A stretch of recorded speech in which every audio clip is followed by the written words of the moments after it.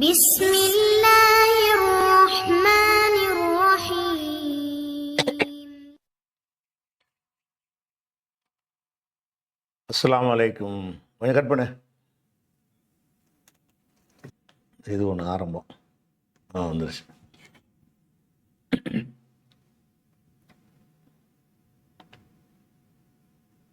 بسم الله الرحمن الرحيم.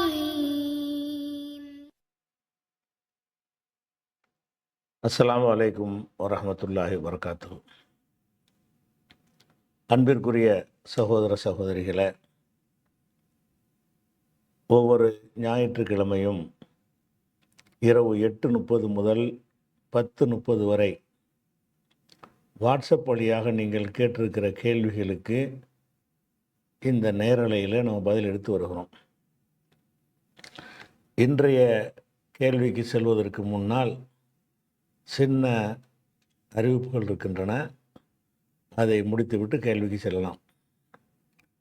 முதலாவது அறிவிப்பு என்னவென்று சொன்னால், 5ஆம் வகுப்பு முதல் 12ஆம் வகுப்பு வரை படிக்கின்ற மாணவர்கள் தங்களுடைய கோடை விடுமுறையை பயனுள்ளதாக ஆக்கிக் கொள்வதற்காக 15 நாட்கள் அவர்கள் ஒரு இடத்திலே தங்கி மார்க்க சம்பந்தமான சட்டதிட்டங்களையும் கொள்கைகளையும் தொழுகை செய்முறை விளக்கங்களையும் அறிந்து கொள்வதற்காக நம்ம ஏற்பாடு செய்திருக்கிறோம். திருச்சியில் இருக்கக்கூடிய ஆதம் மெட்ரிகுலேஷன் என்ற பள்ளியின் ஹாஸ்டலில் இந்த ஏற்பாடு செய்யப்பட்டிருக்கிறது. நாம் அந்த அறிவிப்பு செய்யும் பொழுது சுமார் 40-50 நபர்கள் வருவார்கள் என்று நம்ம திட்டமிட்டிருந்தோம். தற்போது வரை சுமார் 200 மாணவர்கள் வரை நெருங்கி இருக்கிறார்கள். அதிகமான மாணவர்கள் வருகிற காரணத்தினால் அதற்கான செலவுகளும் அதிகமாக இருக்கிறது. ஒரு மாணவருக்கு குறைந்தது ஒரு நாளைக்கு சாப்பாடு எல்லாம் சேர்த்து 200 ரூபாய் என்று வைத்து கொண்டாலும் நீங்களே கணக்கிட்டு கொள்ளலாம். பெரிய செலவு இருக்கிறது. இந்த வகைக்காக வேண்டி நீங்கள் உங்களுடைய பொருளாதார உதவிகளை தாராளமாக வழங்குமாறு கேட்டுக்கொள்கிறோம். இந்த பயிற்சியில் கலந்து கொள்ளக்கூடிய மாணவர்களுக்கு எந்த விதமான பயிற்சி கட்டணமோ உணவு கட்டணமோ கிடையாது. எல்லாமே ஜமாத்து சார்பாகத்தான் செய்து கொடுக்குறோம். இது ஒரு முக்கியமான அறிவிப்பு. அடுத்ததாக, இங்கிலாந்தில் வாழக்கூடிய நம்முடைய கொள்கை சகோதரர்கள் அங்குள்ள மக்களுடைய கேள்விகளுக்கு ஒரு நேரலை மூலம் பதிலளிக்க வேண்டும் என்று கேட்டுக்கொண்டிருக்கிறார்கள். ஏற்கனவே அமெரிக்கா வாழ் சகோதரர்களுக்காகவும், தம்மாம் வாழ் சகோதரர்களுக்காகவும், ஜித்தா வாழ் சகோதரர்களுக்காகவும், ரியாத் சகோதரர்களுக்காகவும், அமீரகத்தில் உள்ள சகோதரர்களுக்காகவும், குவைத்தில் உள்ள சகோதரர்களுக்காகவும் இது போன்ற நிகழ்ச்சிகளை நம்ம நடத்தி வருகிறோம். அந்த வகையில் இங்கிலாந்தில் இருக்கக்கூடிய நம்முடைய கொள்கை சகோதரர்கள் உங்களுக்கு ஏற்படுகிற சந்தேகங்களை சகோதரர் நாலிம் அவர்களுக்கு அவருடைய நம்பர் 00447548708886 இந்த நம்பருக்கு, அதாவது உங்களுக்கு ஸ்க்ரீனில் கூட தெரியும், 00444548708886 இந்த நம்பருக்கு உங்களுடைய கேள்விகளை நீங்கள் அனுப்பி வைத்தால் அந்த சகோதரர் கேள்விகள்லாம் தொகுத்து நமக்கு அனுப்புவார். அவர் தொகுத்து அனுப்பிய பிறகு அந்த நேரலைக்குரிய நாள் நேரம் உங்களுக்கு அறிவிக்கப்படும் இன்ஷா அல்லாஹ். அதில் இங்கிலாந்தில் உள்ள சகோதரர்கள் உங்களுடைய சந்தேகங்களை தெளிவுபெறுவதற்காக இந்த எண்ணை தொடர்பு கொள்ளுமாறு கேட்டுக்கொள்கிறோம். அடுத்ததாக, ஒரு முக்கியமான ஒரு 6 நோன்பு குறித்து அவசரமான ஒரு கேள்வி என்று கேட்டிருக்கிறார்கள். ஆனால் அதை ஷாபான் மாதமே முடிகிற கட்டத்துக்கு நெருங்கி விட்டது. அதில் என்ன கேட்குறாங்கன்னு கேட்டால், இந்த 6 நோன்பு வைப்பதை ஷவால் மாதத்தில் 6 நோன்பு வைக்கணும் என்று ரசூல் ஸல்லல்லாஹு அலைஹி வஸல்லம் சொல்லியிருக்கிறார்கள். அந்த 6 நோன்பு வைப்பதன் மூலமாக ரமலானில் ஒரு 30 நோன்பு, ஷவ்வாலில் ஒரு 6 நோன்பு, 36 நோன்பும் 360 நோன்புங்கிற கணக்கில் தினசரி நோன்பு வைத்த நன்மை கிடைக்கும் என்கிற அளவுக்கு அது ஒரு சிறப்பான ஒரு நோன்பு. இந்த நோன்பை ஷாபான் மாதத்தில் நம்ம எப்போ வசதி இருக்கிறதோ அப்போது வைத்து கொள்ளலாம். ஆனால் இந்த நோன்பை இப்படி தான் வைக்கிறது நல்லது என்று சொல்லி ஒரு ஆஃபர் மாதிரி வியாபாரிகள் கொடுப்பாங்கள்ல, அந்த மாதிரி ஒரு சஜஷன் கொடுத்து ஒரு பிரசுரத்தை ஆங்கிலத்தில் வெளியிட்டு அதை பரப்பி கொண்டிருக்கிறார்கள். அதை குறித்து தான் கேள்வி. அவங்க என்ன பிரசுரத்தில் சொல்கிறாங்கன்னு கேட்டால், திங்கட்கிழமையும் வியாழக்கிழமையும் ஒவ்வொரு வாரமும் நோன்பு வைப்பது ஒரு சுன்னத்தாக இருக்கிறது. வாரம் திங்கள்லையும் வியாழன்லையும் நோன்பு வைக்கிறது ஒரு சுன்னத்தாக இருக்கிறது. அதே போல் ஒவ்வொரு மாதத்துலையும் 13, 14, 15 இந்த தினங்களில் நோன்பு வைப்பதும் ஒரு சுன்னத்து இருக்கிறது. இவங்க என்ன செய்கிறாங்கன்னா, அந்த ஷவ்வாலில் வைக்கக்கூடிய அந்த 6 நோன்பை இந்த தேதிகளை செலக்ட் பண்ணி வச்சிங்கன்னு சொன்னால் உங்களுக்கு 2 in 1 3 in 1 நன்மை கிடைக்கும் என்று அந்த பிரசுரம் சொல்கிறது. அதாவது ஷவ்வால் பிறை 9 நோன்பு வைங்க. அந்த 6 நோன்பு எப்படி வைக்கணுமா, 9 வச்சிங்கன்னு சொன்னால் அது வியாழக்கிழமை. அப்போ வியாழக்கிழமையில் வச்ச நோன்பு அப்புறம் கிடைச்சிரும். அதுக்கப்புறம் அப்புறமேல் 13 வைங்க. 9க்கு அப்புறம் 10, 11, 12 விட்டுருங்க. 13 வைங்க. அது உங்களுக்கு திங்கக்கிழமை நோன்பு வைத்த நன்மையும் கிடைச்சிடும், 6 நோன்புடைய நன்மையும் கிடைச்சிடும். அடுத்தது 14, 15, 16 அந்த நாளில் நோன்பு வைங்க. அது வச்சிங்கன்னா பிறை 13, 14, 15ங்கிற வகையில் வருது. அது மாதம் பிறை 13, 14, 15 நோன்பு வைக்கணும்னு சுன்னத்து இருக்குல்ல, அந்த சுன்னத்து உங்களுக்கு கிடைத்து விடும். அடுத்ததாக ஷவ்வால் 20 ஒரு நோன்பு வச்சுருங்க. அன்றைக்கு திங்கக்கிழமை வைக்கிற நன்மை கிடைச்சிரும் இப்படின்னு சொல்லி, அதாவது 3 நாள் நோன்பு வைப்பதற்கு ஒரு சிறப்பு இருக்கிறது. திங்கள் வெள்ளிக்கு நோன்பு வியாழனுக்கு நோன்பு வைக்கிறதுக்கு ஒரு சிறப்பு இருக்கிறது. அது எல்லாத்தையும் அடையிற மாதிரி என்ன செய்கிறாங்கன்னு கேட்டால், 13, 14, 15 வச்சிங்கன்னா 6 நோன்புக்கு 6 நோம்பாகவும் ஆயிரும். மாதத்தில் 3 நோன்பு வைக்கணுங்கிற கணக்குலையும் ஒடியாந்துடும். அதுவே திங்கள் வியாழனை கவனித்து நோன்பு வச்சிங்கன்னு சொன்னால் அந்த நன்மையும் கிடைத்து விடும் என்று இப்படி நோன்பு வைங்க அப்படின்னு சொல்லி அந்த நோட்டீஸில் சொல்லப்படுகிறது. அதாவது 18ஆம் தேதி, 22ஆம் தேதி, 23ஆம் தேதி, 24ஆம் தேதி, 25ஆம் தேதி, 29ஆம் தேதி என்று இப்படி வைங்கன்னு ஒரு அட்டவணை மாதிரி போட்டு செய்கிறாங்க. இது ஒரு பிதத் வழிகேடு. அதாவது திங்கள் வியாழன் நோன்பு வைக்கலாம் என்பது ஒரு சுன்னத்துங்கிறதுல மாற்றுக்கிறது கிடையாது. 13, 14, 15 வைக்கலாங்கிறது சுன்னத்து, மாற்றுக்கிறது கிடையாது. 6 நோன்பை ஷவ்வாலில் எப்போ வேணாலும் வைக்கலாம் என்பதிலே மாற்றுக்கிறது கிடையாது. அப்போ ஷவ்வாலில் 6 நோன்பு வைக்கலாம் என்பது அவரவர் தீர்மானிக்கக்கூடிய ஒரு உரிமையாக இஸ்லாம் வழங்கியிருக்கிறது. ஒருத்தர் வசதிப்பட்டால் ஷவ்வால் 2 வைப்பார், 2, 3, 4, 5, 6 வரிசையாக கூட வைப்பார். ஒருத்தருக்கு வசதிப்பட்டால் 5லேருந்து கூட வைப்பார். பெண்களாக இருந்தால் அவங்களுக்கு மாதவிடாய் இந்த மாதிரி வந்துருச்சுன்னு சொன்னால் அது முடிந்த பிறகு என்ன செய்வாங்க, அவங்க ஒரு 6 நோன்பு வைப்பாங்க.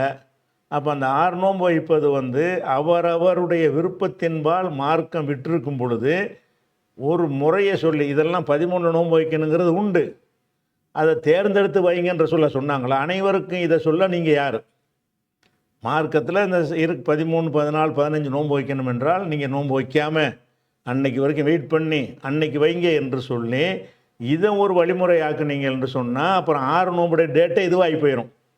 அல்லாஹ்வும் ரசூலும் தான் ஒரு குறிப்பிட்ட வழிமுறையை மக்களுக்கு தீர்மானிக்க முடியும். அப்படி இல்லாமல் நீங்கள் மனிதர்கள் தீர்மானித்து, யாரோ ஒருத்தன் தீர்மானித்து, யாரோ ஒரு சங்கம் தீர்மானித்து இதன்படி வைக்கணும் என்று சொல்வீர்களே, ஆனால் இப்படி தான் பிதத். எல்லாருக்கும் தீர்மானிக்க நீங்கள் யார்? நீங்கள் மார்க்கத்தின் சட்டத்தை சொல்லணுமே தவிர அவனுக்கு ஷவ்வால் மாதம் முழுவதும் அந்த நோன்பு வைக்க அவனுக்கு உரிமை இருக்கிறது. அவன் நினச்சான்னு சொன்னால் நீங்கள் சொன்ன நாளுக்கு முன்னாடி 6 நோன்பு வச்சு முடிச்சிடலாம்.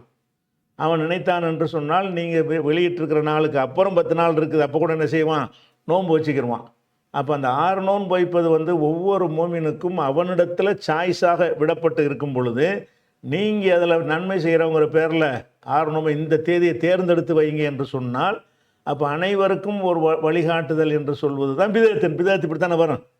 நோன்பு என்றைக்கு வேண்டாலும் வைக்கலாம், மேராஜ் அன்னைக்கு வையின்னு சொன்னால் பிதத்தை போகுதா இல்லையா?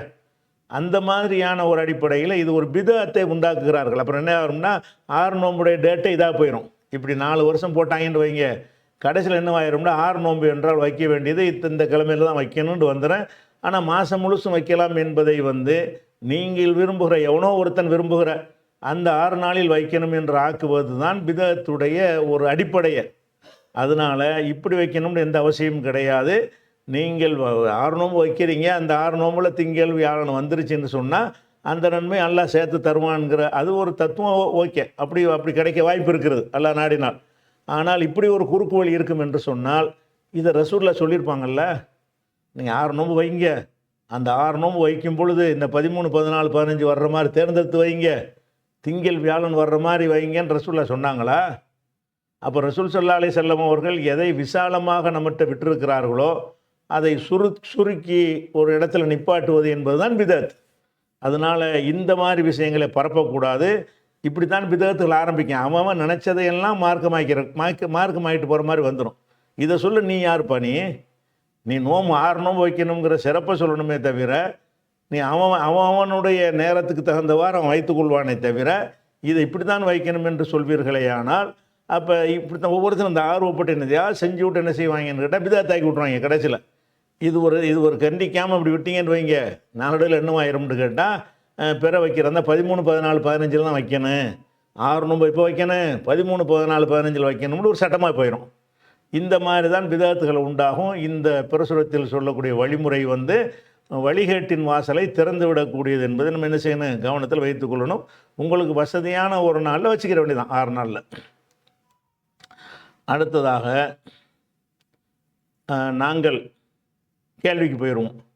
நாங்கள் மக்காவில் ஜும்மா தொழுது விட்டு உடனே மதீனா புறப்பட தயாராக இருந்தோம். மக்காவில் வெள்ளிக்கிழமைக்கு இருந்திருக்கிறார் ஜும்மா. எங்கள் இமாம் சொன்னார், அசர் தொழுகை போகிற வழியில் தொழலாம் என்று சொன்னார். ஏனெனில் ஜும்மா தினத்தில் கசர் செய்து தொழுவது அறிஞர்கள் மத்தியில் கருத்து வேறுபாடு உள்ளது என்று சொன்னார். இது உண்மைதானா? ஷேக் முகமது தம்மாம்லேருந்து கேட்குறார். அதாவது நம்ம பிரயாணத்தில் இருக்கக்கூடியவர்கள் லொஹரையும் அசரையும் சேர்த்து லொஹரில் தொழுவலாம். பிரயாணத்தில் இருப்பவர்கள் மகரிபை இஷாவையும் சேர்த்து மகரிபில் தொழுவலாம் அல்லது இஷாவில் தொழுது கொள்ளலாம். இது ஜம்மு என்று பேர். ஜம்மு என்றால் இணைத்து தொழுதல். இரு தொழுகைகளை இணைத்து தொழுவது என்பதற்கு பெயர் ஜம்மு தொழுகைன்னு சொல்லுவாங்க. இதில் அவர் பிரயாணத்தில் இருக்கிற வெள்ளிக்கிழமை வந்துருச்சுன்னு வைங்க, வெள்ளிக்கிழமை பிரயாணிக்கு ஜும்மா கடமை இல்லாட்டாலும் ஜும்மா நடக்கிற ஒரு ஊரில் இருந்தார்னு சொன்னால் ஜும்மா தொழுவார். ஜும்மாவும் தொழலாம், ஒரு லோகரும் தொழுதுடலாம். அவர் ஜும்மா தொழுதுட்டாருன்னு வைங்க, அப்போ அவர் அடுத்த அசரையும் சேர்த்து ஜும்மா 2 ரக்காத் முடிச்சு விட்டு அசரை ஜம்மு செஞ்சு தொழலாமா அப்படிங்கிற ஒரு விஷயத்தை வரும் பொழுது அது வேணாம். அசரை ஜும்மாவோட ஜம்மு செய்கிறதுக்கு இல்லை, லொஹரோட தான் ஜம்மு செய்யலாம், அதில் கருத்து வேறுபாடு இருக்குதுன்னு சொன்னதாக சொல்கிறாங்க. கருத்து வேறுபாடு இருக்கிறது உண்மை. 2 கருத்து இருக்கத்தான் செய்கிறது. ஏன்னுட்டா நபிகள் நாயகம் ஸல்லல்லாஹு அலைஹி வஸல்லம் அவர்கள் அவங்களுடைய ஒரே ஹஜ்ஜி, கடைசி ஹஜ்ஜி, ஒரே ஹஜ்ஜி செஞ்சாங்க இல்லையா? அந்த ஹஜ்ஜில் 9வது நாள் அரஃபாவுடைய நாள் வெள்ளிக்கிழமை வருது. 9வது நாள் வெள்ளிக்கிழமை வரும்போது என்ன செய்கிறாங்கன்னா ரசூல் ஸல்லல்லாஹு அலைஹி வஸல்லம் 2 ரக்காத் தொழுகிறாங்க. அந்த 2 ரக்காத்து அவங்க லொஹர் என்கிற அடிப்படையில் என்ன பிரயாணிக்கு 2 ரக்காத் தானே என்ற அடிப்படையில் 2 ரக்காத் தொழுதார்களா அல்ல ஜும்மா என்ற அடிப்படையில் 2 ரக்காத் தொழுகிறார்களா என்று ரசூல் ஸல்லல்லாஹு அலைஹி வஸல்லம் அவர்கள் வாயிலிருந்து வரல. சொன்ன சஹாபாக்கள் அவர் லொஹர் தொழுதார்கள் என்று சொல்கிறாங்களே தவிர 2 ரக்காத் தொழுதாங்க. அதே மாதிரி ஒரு ஹுத்பாவும் நிகழ்த்தினாங்க. ஜும்மாவில் எப்படி ஹுத்பா நிகழ்த்துவாங்களோ அந்த மாதிரி ஹுத்பாவும் நிகழ்த்துறாங்க. அதை ஒட்டகத்திலிருந்து ஒரு உரை நிகழ்த்தி விட்டு 2 ரக்காத் தொழுதாங்க என்று சொன்னால் இதனுடைய தோற்றம் ஜும்மா தொழுகை என்றும் எடுத்துக்கொள்ள முடியும். அல்லது அன்னைக்கு லொஹர் தொழுகையை தான் அவங்க தொழுதாங்க, கூட்டமாக இருந்தனால ஒரு உரை நிகழ்த்தினார்கள் என்று எடுத்துக்கொள்ள முடியும். இருவிதமாக எடுத்துக்கொள்கிற விஷயமாக இருக்கிறதுனால அவங்க ரசூல் ஸல்லல்லாஹு அலைஹி வஸல்லம் அவர்கள் ஜும்மா தான் தொழுதாங்க, லொஹர் தான் தொழுதாங்க என்று தீர்மானி சொல்ல இயலாது. ஆனால் அவங்க லொஹர் தான் பிரயாணியாக இருக்கிறதுனால லொஹரு தொழுதாங்க, அதனால் அசர் ஜம்மு செஞ்சாங்க என்று வருது. அதை ஜும்மா என்று எடுத்துக்கொள்வதற்கு அது இடம் தருது அந்த ஹதீஸ். அதனால தான் அறிஞர்கள் மத்தியில் அதில் என்ன இருக்குது, கருத்து வேறுபாடு இருக்குது. அதுபோக இது பிரயாணிகளுக்கு கொடுக்கப்பட்ட ஒரு சலுகை. அந்த சலுகை எதுக்காக கொடுக்கப்படுது? ரெண்டை போய் இதுக்கு ஒன்றா சேர்க்கணும். அவன் பிரயாணத்தில் பல வேலைகள் உள்ளவனாக இருப்பான். அந்த உரிய நேரத்தில் தொழுவது ஒரு பிரயாணிக்கு சிரமமாக இருக்கும் என்பது தான் இதனுடைய நோக்கம். இந்த நோக்கம் வந்து எதுக்குன்னு கேட்டால், நீங்கள் உங்களுக்கு கஷ்டப்படக்கூடாது, வேறு நோக்கம் கிடையாது. சொல்லப்படாட்டான நமக்கே விளங்குது. பிரயாணியாக இருக்கிறவனுக்கு அந்த சலுகை, உள்ளூரில் இருக்கிறவனுக்கு இல்லைன்னா என்ன அர்த்தம்? பிரயாணி என்ற காரணத்திற்காக அவன் சந்திக்கிற பிரச்சனைக்காகத்தான் இந்த சலுகை வழங்கப்பட்டிருக்கிறது என்கிற அடிப்படையில் அவன் அன்றைக்கி வெள்ளிக்கிழமை வந்து ஜம்மு செஞ்சிட்டா தான், ஜும்மா தொழுது விட்டு அசரையும் சேர்த்து தொழுது விட்டால்தான் அந்த சலுகையினால் அவனுக்கு ஒரு பயன் இருக்கிறது. அப்போ நீங்கள் சொல்லக்கூடாதுன்னு சொல்லுவோமே, ஆனால் அந்த பிரயாணிக்கு கொடுத்த ஒரு சலுகையில் ஒரு மாற்றம் வருது என்கிற ஒரு அடிப்படையில் ஜும்மாவோடையும் ஜம்மு செய்யலாம் என்று சில அறிஞர்கள் சொல்கிறார்கள். இல்லை லொஹரோடு தானே செஞ்சுருக்கிறாங்க, அதனால் லொஹரில் தான் செய்யணும், லொஹருடைய இடத்துல தானே ஜும்மா இருக்குது, ஜும்மாவுடைய இடத்துல தானே லொஹர் இருக்கிறது என்கிற ஒரு வகையில் ஜம்மு செய்யலாம் என்று புரிந்து கொள்வதற்கும் அது இடம் தருகிறது. இல்லை லொஹருக்கு தான் செஞ்சாங்கன்னு வர்றதுனால நம்ம எப்படி செய்கிறது என்று அதுக்கு இடம் தருகிறது. இது வந்து இருவிதமாக புரிந்து கொள்ளக்கூடிய வகையில் இருக்கிறதுனால நேரடியான ஒரு ஆதாரத்தின் அடிப்படையில் இது சொல்ல முடியாததுனால ரெண்டு கருத்து உள்ளது தான். இதில் இந்த ரெண்டு கருத்தில் எதை நீங்கள் ஏற்றுக்கொள்கிறீர்களோ அதன்படி நடந்து கொள்ளலாம். தெளிவான நசு கொண்டு வந்தால்தான் அதில் மாற்றி செய்கிறதுக்கு அனுமதி வராது. இதில் வந்து புரிந்து கொள்வது தான். இதை இருவிதமாகவும் ரசூல்லா தொழுது லொஹரா ஜும்மாவா என்று இருவிதமாகவும் புரிந்து கொள்வதற்கு வாய்ப்பு இருக்கிற ஒரு காரணத்தினாலையும் அதில் பல கேள்விகள் வர்றதுனால என்ன செய்கிறாங்கன்னா, லொஹரோட ஜும்மாவோட சேர்த்தும் ஜம்மு செய்யலாம், லொஹரோட சேர்த்தும் ஜம்மு செய்யலாம் பிரயாணிகளுக்கு அப்படிங்கிற ஒரு கருத்தை எடுப்பதற்கு இடம் இருக்கிறது. அது சரின்னு காணக்கூடியவர்கள் அப்படி செய்யலாம். இல்லைன்னா இது நம்ம ஜும்மா கிடையாதுன்னு நினச்சிங்கன்னா அப்படி செஞ்சுக்கலாம். ஏன்னா இது கருத்து வேறுபாடு உள்ள விஷயந்தான். ரெண்டுக்குமே தெளிவான ஆதாரத்தை கொண்டு நம்ம என்ன செய்ய முடியாது, சொல்ல முடியாது. புரிந்து கொள்கிற ஒரு விஷயந்தான் அது. சென்னையை சேர்ந்த அன்சாரி என்பவர் கேட்குறார், நபிகளாரின் கபரில் சென்று ஒரு மனிதர் மழை வேண்டி துவா செய்ததாக வரும் ஹதீஸின் அறிவிப்பாளர் மாலிகுத்தார். இவர் மஜ்ஹூலா, யார் என்று அறியப்படாதவர் என்பதுதான் குர்ஆன் சுன்னா பேசும் அறிஞர்களின் நிலைப்பாடு. ஆனால் அவர் அறியப்பட்டவர் என்று கூறி அந்த ஹதீஸை ஏற்கலாம், அதில் உள்ளவார்கள் கபர்களுக்கு சென்று நேரடியாக கையேந்தி துவா கேட்கலாம் என்பதற்கு ஒரு சுன்னத் ஜமாத் ஆலிம் ஆதாரம் காட்டுகிறார். அந்த ஹதீஸ் இடம்பெற்ற ஆதார நூல்கள் முசன்னஃப் இப்னு அபி ஷைபா, பைஹகியின் தலாயிலுன் நுபுவா. இந்த ஹதீஸை சஹீஹ் என்று கூறிய அறிஞர்கள் இமாம் இப்னு ஹஜர். மேலும் 4 இமாம்களும் அவ்வாறு கபருக்கு சென்று துவா செய்திருக்கிறார்கள் என்று இந்த சுன்னத் ஜமாத் ஆலிம் சொல்கிறார். இவர் சொல்வது சரியாக விளக்கம் அப்படின்னு கேட்குறாங்க. அதாவது ஒரு ரசூலுல்லாஹ்வுடைய உமர் ரலியல்லாஹு காலத்தில் இது என்ன சம்பவம்னு கேட்டால், உமர் ரலியல்லாஹு காலத்தில் ஒரு கடுமையான பஞ்சம் ஏற்படுது. பஞ்சம் ஏற்பட்டவுடனே என்ன செய்கிறாருன்னா, ஒரு மனிதர் வந்து ரசூலுல்லாஹ்வுடைய கபருக்கு வர்றார். ஒரு மனிதர் ரசூலுல்லாஹ்வுடைய கபர்கிட்ட வந்து ஃபஜா ரஜுலுன் இலா கபரின் நபி ஸல்லல்லாஹு அலைஹி வஸல்லம், ரசூலுல்லாஹ்வுடைய கபருக்கு ஒரு மனிதர் வந்து ஃபகால், அவர் சொன்னார், யா ரசூலல்லாஹ், அல்லாஹ்வுடைய தூதரை, இஸ்தஸ்கலி உம்மத்திக்க, உங்கள் உம்மத்துக்காக வேண்டி நீங்கள் மழை வேண்டுங்க, அல்லாட்ட மழை வேண்டி அல்லாட்ட துவா செய்யுங்கன்னு கபூரில் வந்து கோரிக்கை வைக்கிறார். இப்போ இன்னமும் கது ஹலக்கு, அவங்க நாசமாக போயிட்டாங்க, அழிந்து விட்டார்கள் அப்படின்னு சொல்லி அவர் துவா ரசூலுல்லாஹ்ட்ட கோரிக்கை வைக்கிறார். கபூருக்கு வந்து கபூரில் கோரிக்கை வைக்கிறார். கோரிக்கை வச்ச உடனே அந்த மனிதருடைய கனவில் ரசூலுல்லாஹ் வந்தார்கள். வந்து சொன்னார்கள், ஏத்தி உமரிடத்தில் நீ சென்று நான் சலான் சொன்னு சொல்லு அப்படின்னு சொல்லி அவங்களுக்கு மழை பெய்யும்னு தகவலையும் தெரிவிச்சிரு அப்படின்னு சொல்லி என்ன செய்கிறாங்க, ரசூலுல்லாஹ் கனவுல வந்து சொன்னாங்க அப்படிங்கிறது ஒரு செய்தி. இதை இந்த கபூரில் போய் கேட்கலாங்கிற ஒரு கூட்டம் என்ன செய்வாங்கன்னா இதை ஆதாரமாக காட்டுவாங்க. இதற்கு மறுப்பு சொல்லக்கூடிய தௌஹீத் அறிஞர்கள் என்ன செய்வாங்கன்னு கேட்டால், இதனுடைய அறிவிப்பாளரில் ஒரு பிரச்சனை இருக்குது, மாலிகுத்தார் என்பவர் தான் இதை அறிவிக்கிறாரு. மாலிகுத்தார் என்று சொன்னால் அவர் வந்து யாருன்னு அறியப்படாதவர், அவருக்கு பெரிய ரெக்கார்டு ஒன்றும் கிடையாது, அவர் நம்பகத்தன்மை நிரூபிக்கப்படலைன்னு சொல்லி இந்த ஹதீஸை வந்து ஏற்றுக்கிற முடியாதுன்னு ஒரு சாரார் சொல்லுவாங்க. இன்னொரு சாரார் என்ன சொல்லுவாங்கன்னா, இதை ஏற்றுக்கிட்டு கபூரில் போய் கேட்கலாங்கிற கூட்டம் என்ன செய்வாங்கன்னு கேட்டால், இதை இப்னு ஹஜர் உள்பட இந்த மாலிகுத்தார் என்பவர் வந்து நல்லவர்னு சொல்லியிருக்கிறாங்க, இவர் பலவீனமானால் கிடையாது அப்படின்னு சொல்லி ஒரு காரணத்தை சொல்லி அவங்க சரின்னு சொல்லுவாங்க. அப்போ இந்த மாலிகுத்தார் என்கிற அறிவிப்பாளருங்கிற வகையில் வச்சு பார்த்தீங்கன்னு சொன்னால் அவர் நல்லவர் என்று சொல்வதற்கும் சில அறிஞர்கள் சொல்லியிருக்கிறார்கள். அவர் யார் என்று தெரியாது என்றும் சில அறிஞர்கள் சொல்லியிருக்கிறார்கள். இவர்கள் இதை சொல்லி கொண்டிருப்பார்கள், அவர் அதை சொல்லி கொண்டிருப்பார்கள்னா தீர்வு வராது. வழங்குதா? தீர்வு வராது. ஆனால் தீர்வு வராதுன்னு என்ன செய்யணும்னு கேட்டால் இதுக்குள்ளே நீங்கள் போக வேணாம், அறிவிப்பாளருடைய வரிசைக்குள்ளே போகவே வேணாம். இந்த இது முசன்னஃப் இப்னு அபி ஷைபாவில் இருக்குது, பைஹைக்குடைய தலாயில் நுபுவாவில் இருக்குது. ரெண்டுலையும் இருந்தாலும் இதனுடைய பேசிக்கான ஒரு விஷயம் என்ன? அறிவிப்பாளரே சரியாகவே இருக்கட்டும், அப்புறம் புகாரியில் வரக்கூடிய அறிவிப்பாளராக இருக்கட்டுமே.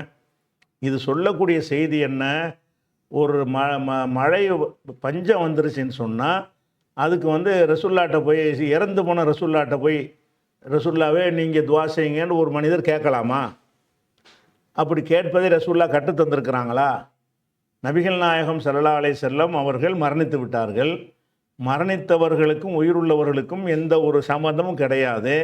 ஒரு மனிதர் இறந்துட்டார்னு சொன்னால் அவருக்கு இந்த துன்யாவுக்குமான தொடர்புலாம் அருந்து போய் விடுகிறது. எந்த அளவுக்கு அருந்து போயிடுதுன்னு சொன்னால், நீங்கள் வெள்ளிக்கிழமை எனக்கு அதிகமாக நீங்கள் செலவாத்து சொல்லுங்கள், உங்களுடைய செலவாத்துகள் எனக்கு எடுத்து காட்டப்படும் ரசூல்லா சொல்கிறாங்க. நான் கேட்பேன்னு சொல்லலை. ஃபைன்ன செலாத்துக்கும் மாறுவதத்தும் நலைய, நீங்கள் சொல்கிற செலவாத்து எனக்கு எடுத்து காட்டப்படும் ரசூல்லா சொல்கிறாங்க. இப்போ நம்ம அல்லாஹும்ம ஸல்லி அலா முஹம்மதுன்னு சொன்னால் கூட இது ரசூலுல்லாஹ் அதுக்கு விளங்காது. அந்த கபூரில் போய் நின்றுக்கிட்டு சொன்னாலும் விளங்காது. ஆனால் சில மலக்குமார்கள் என்ன செய்கிறாங்கன்னு கேட்டால், உங்களுக்கு நேரம் செலவாத்து சொல்கிறாருன்னு போய் மீடியேட்டர் மூலமாகத்தான் என்ன செய்யுங்க அந்த மெசேஜ் போகுங்கிற ஒரு செய்தி வந்து நசையில் இருக்கிற ஹதீஸில் இருக்கிறது. அதே மாதிரி இன்னொரு ஹதீஸில் என்ன இருக்குன்னு கேட்டால், அதே நசையில் தான் வருது. இன்னலில்லாஹி மலாயிக்கத்தன் சையாஹின ஃபில்லர்லி, பூமியில் சுற்றி கொண்டிருக்கக்கூடிய வானவர்கள் இருக்கிறார்கள். யுபல்லிகூனி மின் உம்மத்தி அஸ்ஸலாம், என் உம்மத்துகள் சொல்லக்கூடிய சலாமை எனக்கு அவங்க எடுத்து சொல்லுவாங்க. நம்ம போய் கபூர்கிட்ட போய் நின்றுக்கிட்டு அஸ்ஸலாமு அலைக்கு யாரை சொல்லலான்னு சொன்னாலும் ரசூலுல்லாஹ் கேட்காது, இங்கேருந்து சொல்கிற எதுவும் கேட்காது. அதே நேரத்தில் வானவர்கள் இருக்காங்க இல்லையா, அவங்க வந்து ரெண்டு உலகத்துக்கு போகக்கூடியவங்க, அவங்க மீடியேட்டர், இங்கேயும் இருப்பாங்க அங்கேயும் இருப்பாங்க. அவங்க என்ன செய்வாங்கன்னு கேட்டால், ரசூலுல்லாஹ்வுடைய கபூரில் போய் அவங்க அந்த பர்ஸகுடைய வாழ்க்கையில் இருக்கிறாங்கல்ல, அவங்கள சந்தித்து உங்களுக்கு இன்னார் சலான் சொன்னார் என்று எடுத்து சொல்லுவாங்க. அப்போ எடுத்து சொல்லுவாங்க என்பதில் என்ன விளங்குதுன்னு கேட்டால், நீங்கள் போய் கேட்குற எதுவும் ரசூலுல்லாஹ்வுக்கு விளங்காது. அந்த ஒரு பேசிக்கு மாற்றமாக இந்த ஆள் போய்கிட்டு என்ன செய்கிறார், ஒரு ஆள் அல்லாஹ்வுடைய தூதரை மழையை பஞ்சமாக இருக்குது, நீங்கள் மழைக்கு துவா செய்யுங்கன்னு ரசூலுல்லாஹ்ட்ட போய் கேட்குறார். ரசூல் ஸல்லல்லாஹு அலைஹி வஸல்லம் ஹயாத்தோடு இருக்கிற வரைக்கும் அப்படி கேட்கலாம். அவங்க மரணித்த பிறகு இவர் கேட்குற இப்படி விளங்குமா? இதெல்லாம் எடுத்து சொல்வார்னு வருது ஹதீஸில். சலவாத்தை எடுத்து சொல்வார்கள்னு வருது, சலாமை எடுத்து சொல்வார்கள்னு வருது. பாக்கி நீங்கள் என்னத்தை போய் கற்றுனாலும் சரி எதுவுமே ரசூல் ஸல்லல்லாஹு அலைஹி வஸல்லம் அவங்களுக்கு என்ன செய்யாது, தெரியாது. அதனால அல்லாஹ் என்ன செய்கிறான்டா, மறுமை நாளில் விசாரிப்பான். யௌம யஜ்மஉல்லாஹு ருசுல, ரசூல்மார்களை எல்லாம் அல்லாஹ் விசாரித்து எப்பொழு மாதா உஜிப்தும், உங்கள் மக்களால் உங்களுக்கு என்ன பதில் சொல்லப்பட்டிருக்கிறது என்று கேட்கும் பொழுது, காலு லா இல்மலனா, ஒன்றும் எங்களுக்கு தெரியாது. அப்போ எதுவும் தெரியாது. நீங்கள் இந்த உலகத்தில் ரசூலுல்லாஹ்வையோ ரசூலுல்லாஹ்வுடைய காலத்துக்கு பிறகோ நபிமார்களுடைய காலத்துக்கு பிறகு அந்த நபிமார்களுக்கு நீங்கள் என்ன மாதிரி நடந்தீங்கங்கிற ஒரு விஷயம் அவங்களுக்கு தெரியவே தெரியாது. அப்படி இருக்கிற நேரத்தில் வந்துக்கிட்டு இவர் போய் என்ன செய்கிறாரு, ரசூலுல்லாஹ்வே நீங்கள் மழையை கேளுங்கன்னு கேட்டாரா? இது பேசிக்கே மாற்றமாக இருக்குதே. அதே மாதிரி வந்து எத்தனை சஹாபாக்கள் வந்து ஹவுலுல் கௌசரில் தடுக்கப்படுவாங்களே, அப்போ ரசூலுல்லாஹ் வந்து அது என் தோழர்கள்னு சொல்லுவாங்களே, அவங்க மாறினது உமக்கு தெரியாதுன்னு நல்லா சொல்லுவானே. நீ இருக்கிற வரைக்கும் தோழர்களாக இருந்தாங்க. லா யா முஹம்மது லா ததரி மா அஹதசு பாதக, உமக்கு பிறகு அவர்கள் என்ன புதிதாக உருவாக்கினார்கள் என்று உனக்கு தெரியாது என்று சொல்வார்கள். அப்போ நான் சொல்வேன், ஈசா நபி சொன்ன பதிலே சொல்லிடுவேன். என்ன பதில் சொல்லுவேன்? இறைவா, இவங்க செஞ்சதுக்கு எனக்கு பொறுப்பு கிடையாது, நீ மன்னிச்சாலும் மன்னிச்சிக்க, தண்டிச்சாலும் தண்டிச்சிக்க என்று நான் சொல்லிவிடுவேன் ரசூலுல்லாஹ் சொல்கிறாங்க. அதனால் அவங்க மரணித்த பிறகு போய் அவங்கள்ட்ட போய் ஒருத்தர் கேட்டார்னு சொன்னால் அவர் ஹதீஸ் சரியாக இருந்தால் கூட ஒரு மடமை, அது ஒரு அறியாத ஒருத்தர் போய் கேட்டார்னு எடுத்துக்கணுமே தவிர அது ஆதாரமாகுமா? அல்லாஹ்வுடைய ரசூல் மரணத்துக்கு பிறகு என் கபூரில் வந்து கேளுங்கன்னு சொன்னாங்களா? அதில் இறந்தவர்கள் கேட்க மாட்டார்கள்னு அல்லாஹ் குர்ஆனில் சொல்கிறானே. இறந்தவர்கள் ரசூல் அடங்கத்தானே செய்வாங்க. அதில் நடந்த செலவாத்து சலாமு கூட இப்படி சொல்கிறாங்க ரசூல் ஸல்லல்லாஹு அலைஹி வஸல்லம், நீங்கள் செலவாத்து சொன்னால் வானவர்கள் மூலமாக எனக்கு எடுத்து சொல்லப்படும், நீங்கள் சலாம் சொன்னால் வானவர்கள் வழியாக எனக்கு எடுத்து சொல்லப்படும்னு சொல்கிறதுனால இந்த ரெண்டு தான் நம்ம சொல்லலாம். அதுவும் அவங்களுக்கு கேட்காது. நாம் சொன்னோங்கிறது மீடியேட்டர் மலக்கு மூலமாக போகும்னு சொல்லியிருக்கும் பொழுது அப்படி கேட்குற பேசிக்க தப்பாக இருக்குதே. நீங்கள் மாலிக்குத்தார் இருக்கட்டும், இல்லாமல் போகட்டும், நல்லவராக இருக்கட்டும் கெட்டவராக இருக்கட்டும், அது நமக்கு டாப்பிக்கே கிடையாது. மிகச்சிறந்த அறிவிப்பாளராக இருந்தால் கூட அந்த மனிதர் செஞ்சது ஆதாரம் கிடையாது மார்க்கத்தில். அது ஒரு விஷயத்தை பார்க்குறோம். அது போக கனவுல ரசூலுல்லாவை பார்க்க முடியுமா என்பது ரெண்டாவது விஷயம் இருக்குது. கனவுல பார்க்குறதை பொறுத்த வரைக்கும் ரசூலுல்லாஹ் சொல்லிட்டாங்க. புகாரில் 6993 ஹதீஸில் வருகிறது, மர்ரானி ஃபில் மனாமி, எவர் ஒருத்தர் கனவில் என்னை காண்கிறாரோ பச எரானி ஃபில் யக்லத்தி, விழித்த பிறகும் என்னை காண்பார். கனவுல ஒரு கண்டார்னா விழித்தவனையும் காணணும். அப்போ இவர் கனவுல கண்டேங்கிறார்ல, கனவுல கண்டவனை காலையில் என்ன சொல்ல பள்ளிவாசல் உட்காந்துருக்க இவர் பார்க்கணும். கனவில் யார் காண்கிறாரோ அவர் விழித்த பிறகும் என்னை காண்பார்னா என்ன அர்த்தம்? நபிகள் நாயகம் ஸல்லல்லாஹு அலைஹி வஸல்லம் உலகத்தில் வாழ்ந்து கொண்டிருக்கும் போது மாத்திரம்தான் அவங்கள கனவில் காண முடியும். கனவில் கண்டார்கள்னா பள்ளிவாசலில் மஸ்ஜித் நபி காலையில் சுபுக்கு போவாங்க, பள்ளிவாசலில் இருப்பாங்க, பார்த்துக்குருவாங்க. அப்போ கனவில் கண்டவர் நினைவிலும் என்ன செய்வார்? அவர் என்னை பார்ப்பார் அப்படின்னு ரசூலுல்லாஹ் சொன்னதுனால யாரெல்லாம் விழித்த பிறகு பார்க்க முடியாதோ அவர்கள் கனவில் பார்த்தார்கள் என்று சொன்னாலும் பொய் தான். கனவுல பார்க்க இயலாது. இப்போ கனவுல ரசூலுல்லாஹ் சொன்னாங்களாம், நீ போய் உமர்கிட்ட போய் சொல்லு, மழை வரும்னு நான் சொன்னேன்னு சொல்லு அப்படின்னு சொன்னார்கள்னா, இவர் கனவுல பார்த்தாருன்னா காலையில் நேரடியாகவும் பார்த்துருப்பார. நேரடியாக பார்க்கல இல்லை, ரசூலுல்லாஹ் மௌத்துக்கு பிறகு நேரடியாக பார்க்க இயலுமா? பார்க்க இயலாது. அப்படி பார்த்தீங்கன்னு சொன்னால் இந்த புகாரில் 6993 பிரகாரம் கனவுல அவர் வந்தாருங்கிறதே பொய். அதை விட இன்னொரு விஷயம் இருக்குது. உமர் ரலியல்லாஹு சம்பந்தமாக இன்னொரு ஹதீஸ் இருக்குது. என்ன இருக்குன்னு கேட்டால், அவங்க காலத்தில் ஒரு பஞ்சம் வருது. இது புகாரில் இதை உமர் ரலியல்லாஹு சம்பந்தப்படுத்தி வர்ற காரணத்தினால இந்த ஹதீஸை என்ன செய்கிறோம்? எடுத்து காட்டுறோம். இது ஹதீஸ் இல்லை, உமர் ரலியல்லாஹு கூற்று தான். இருந்தாலும் உமருடைய புரிதல் என்ன, இந்த மாதிரி இதை அவர் ஏற்றுக்கொண்டவராக இருந்தாரா என்பதற்காக வேண்டி தான் இந்த ஒரு செய்தி. புகாரில் 1010வது ஹதீஸில் வருகிறது. உமர் ரலியல்லாஹு என்ன செய்கிறாங்கன்னு கேட்டால், சரியான பஞ்சம் வந்துருமா, பஞ்சம் வந்தோன்னு என்ன செய்வாங்கன்னு கேட்டால், அல்லாஹும்ம இறைவா இன்னா குன்னா நத்தபஸ்ஸுல் இலைக்கு பி நபியினா, நாங்கள் இதுவரைக்கும் உன்னுடைய நபியை வைத்து மழையை கோரிக்கொண்டிருந்தோம். பஞ்சம் வந்துச்சுன்னா ரசூலுல்லாஹ் இருந்தாங்க, ரசூலுல்லாஹ்ட்ட போய் சொல்லுவோம், அவங்க துவா செய்வாங்க, அதன் மூலமாக நாங்கள் மழையை பெற்று வந்தோம். இன்னா நத்தபஸ்ஸுல் இலைக்கு, இப்போ ரசூலுல்லாஹ் இல்லை, இன்னா நத்தபஸ்ஸுல் இலைக்கு பி அம்மி நபியினா, இப்போ எங்களுடைய ரசூல் நபியுடைய பெரியவாப்பா இருக்கார்ல அப்பாஸை கொண்டு நாங்கள் உன்னிடத்தில் மழையை தேடுகிறோம். பஸ்கினா, எங்களுக்கு மழையை கூடுன்னு சொல்லி என்ன செய்வார்? அவர் கேட்பார், மழை பெய்யும் அப்படின்னு புகாரில் 1010வது ஹதீஸில் இருக்கிறது. இப்போ ரசூல் ஸல்லல்லாஹு அலைஹி வஸல்லம் ஹயாத்தோடு இருக்கிற வரைக்கும் தான் அவங்க துவா செய்கிற நிலையில் இருந்தாங்க. அவங்க மரணித்த பிறகு அப்பாஸ்கிட்ட போய் சொல்கிறாங்க, ரசூலுல்லாஹ்வுடைய பெரியவாப்பா இருக்கிறாங்க, அவங்கள்ட்ட துவா செய்ய சொன்னாங்க என்று தான் வருகிறது. அப்போ அதில் என்ன விளங்குது? மரணித்த பிறகு கோரிக்கை வைத்தல் துவா செய்தல் என்பதெல்லாம் இருக்கும் என்று சொன்னால் உமரே அப்படி கேட்டிருப்பார், அல்லாஹ்வுடைய தூதரே கபரில் போய் அல்லாஹ்வுடைய தூதரை எங்களுக்காக மழைக்காக வேண்டி துவா செய்யுங்கன்றார். அவர் என்ன சொல்கிறாரு? அல்லாட்ட மழைக்கு பஞ்சம் வரும்போது அல்லாட்ட ஒரு துவா செய்கிறார். எப்படி செய்கிறார்? இறைவா, ரசூலுல்லாஹ் இருக்கிற வரைக்கும் அவங்க வழியாக நாங்கள் மழையை தேடி கொண்டிருந்தோம்.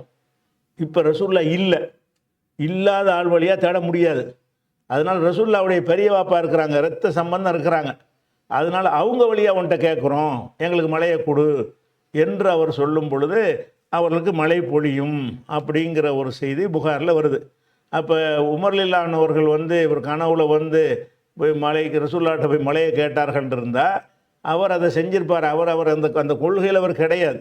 அதனால் உமர் ரலியல்லாஹு என்ன மாதிரி புரிதலில் இருக்காருன்னு கேட்டால், ரசூலுல்லாஹ் ஹயாத்தோடு இருக்கிற வரைக்கும் தான் அவங்கள்ட்ட போய் துவா செய்ய சொல்லலாம், மௌத்துக்கு பிறகு அவங்கள்ட்ட போய் துவா செய்ய சொல்ல முடியாது.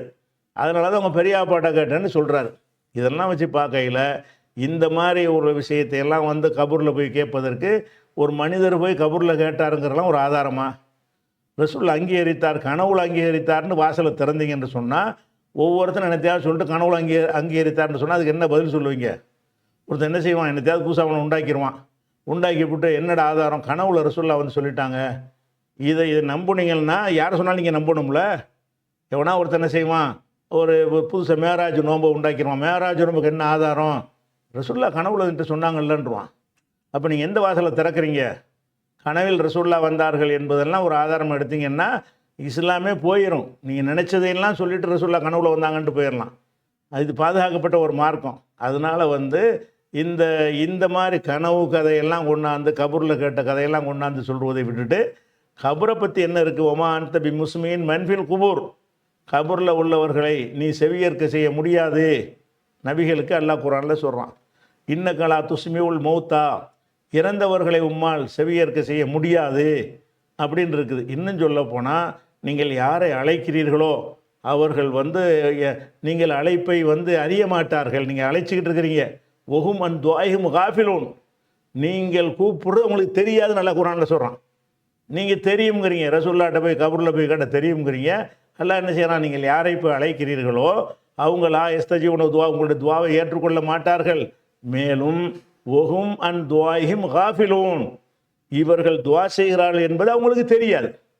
நீங்கள் போய் அங்கே உட்காந்து யாரை சொல்லலான்னு அதை ரசூலுல்லாஹ்வுக்கு தெரியாது. அதனால் தெரியாதுன்னு நல்லா சொல்லியிருக்கும் பொழுது, இந்த குர்ஆனுக்கு மாற்றமாக வரக்கூடிய இந்த கட்டுக்கதைகளை நம்ம என்ன செய்யக்கூடாது, ஆதாரமாக எடுத்துக்கொள்ளக்கூடாது. சனதை பார்க்க வேண்டிய தேவையே இல்லை இதுக்கு. இது பேசிக்காகவே இஸ்லாமிய அடிப்படைக்கு எதிரான ஒரு கதைன்னு சொல்லி என்ன செய்யணும், இதை ரிஜெக்ட் பண்ணிடணும்.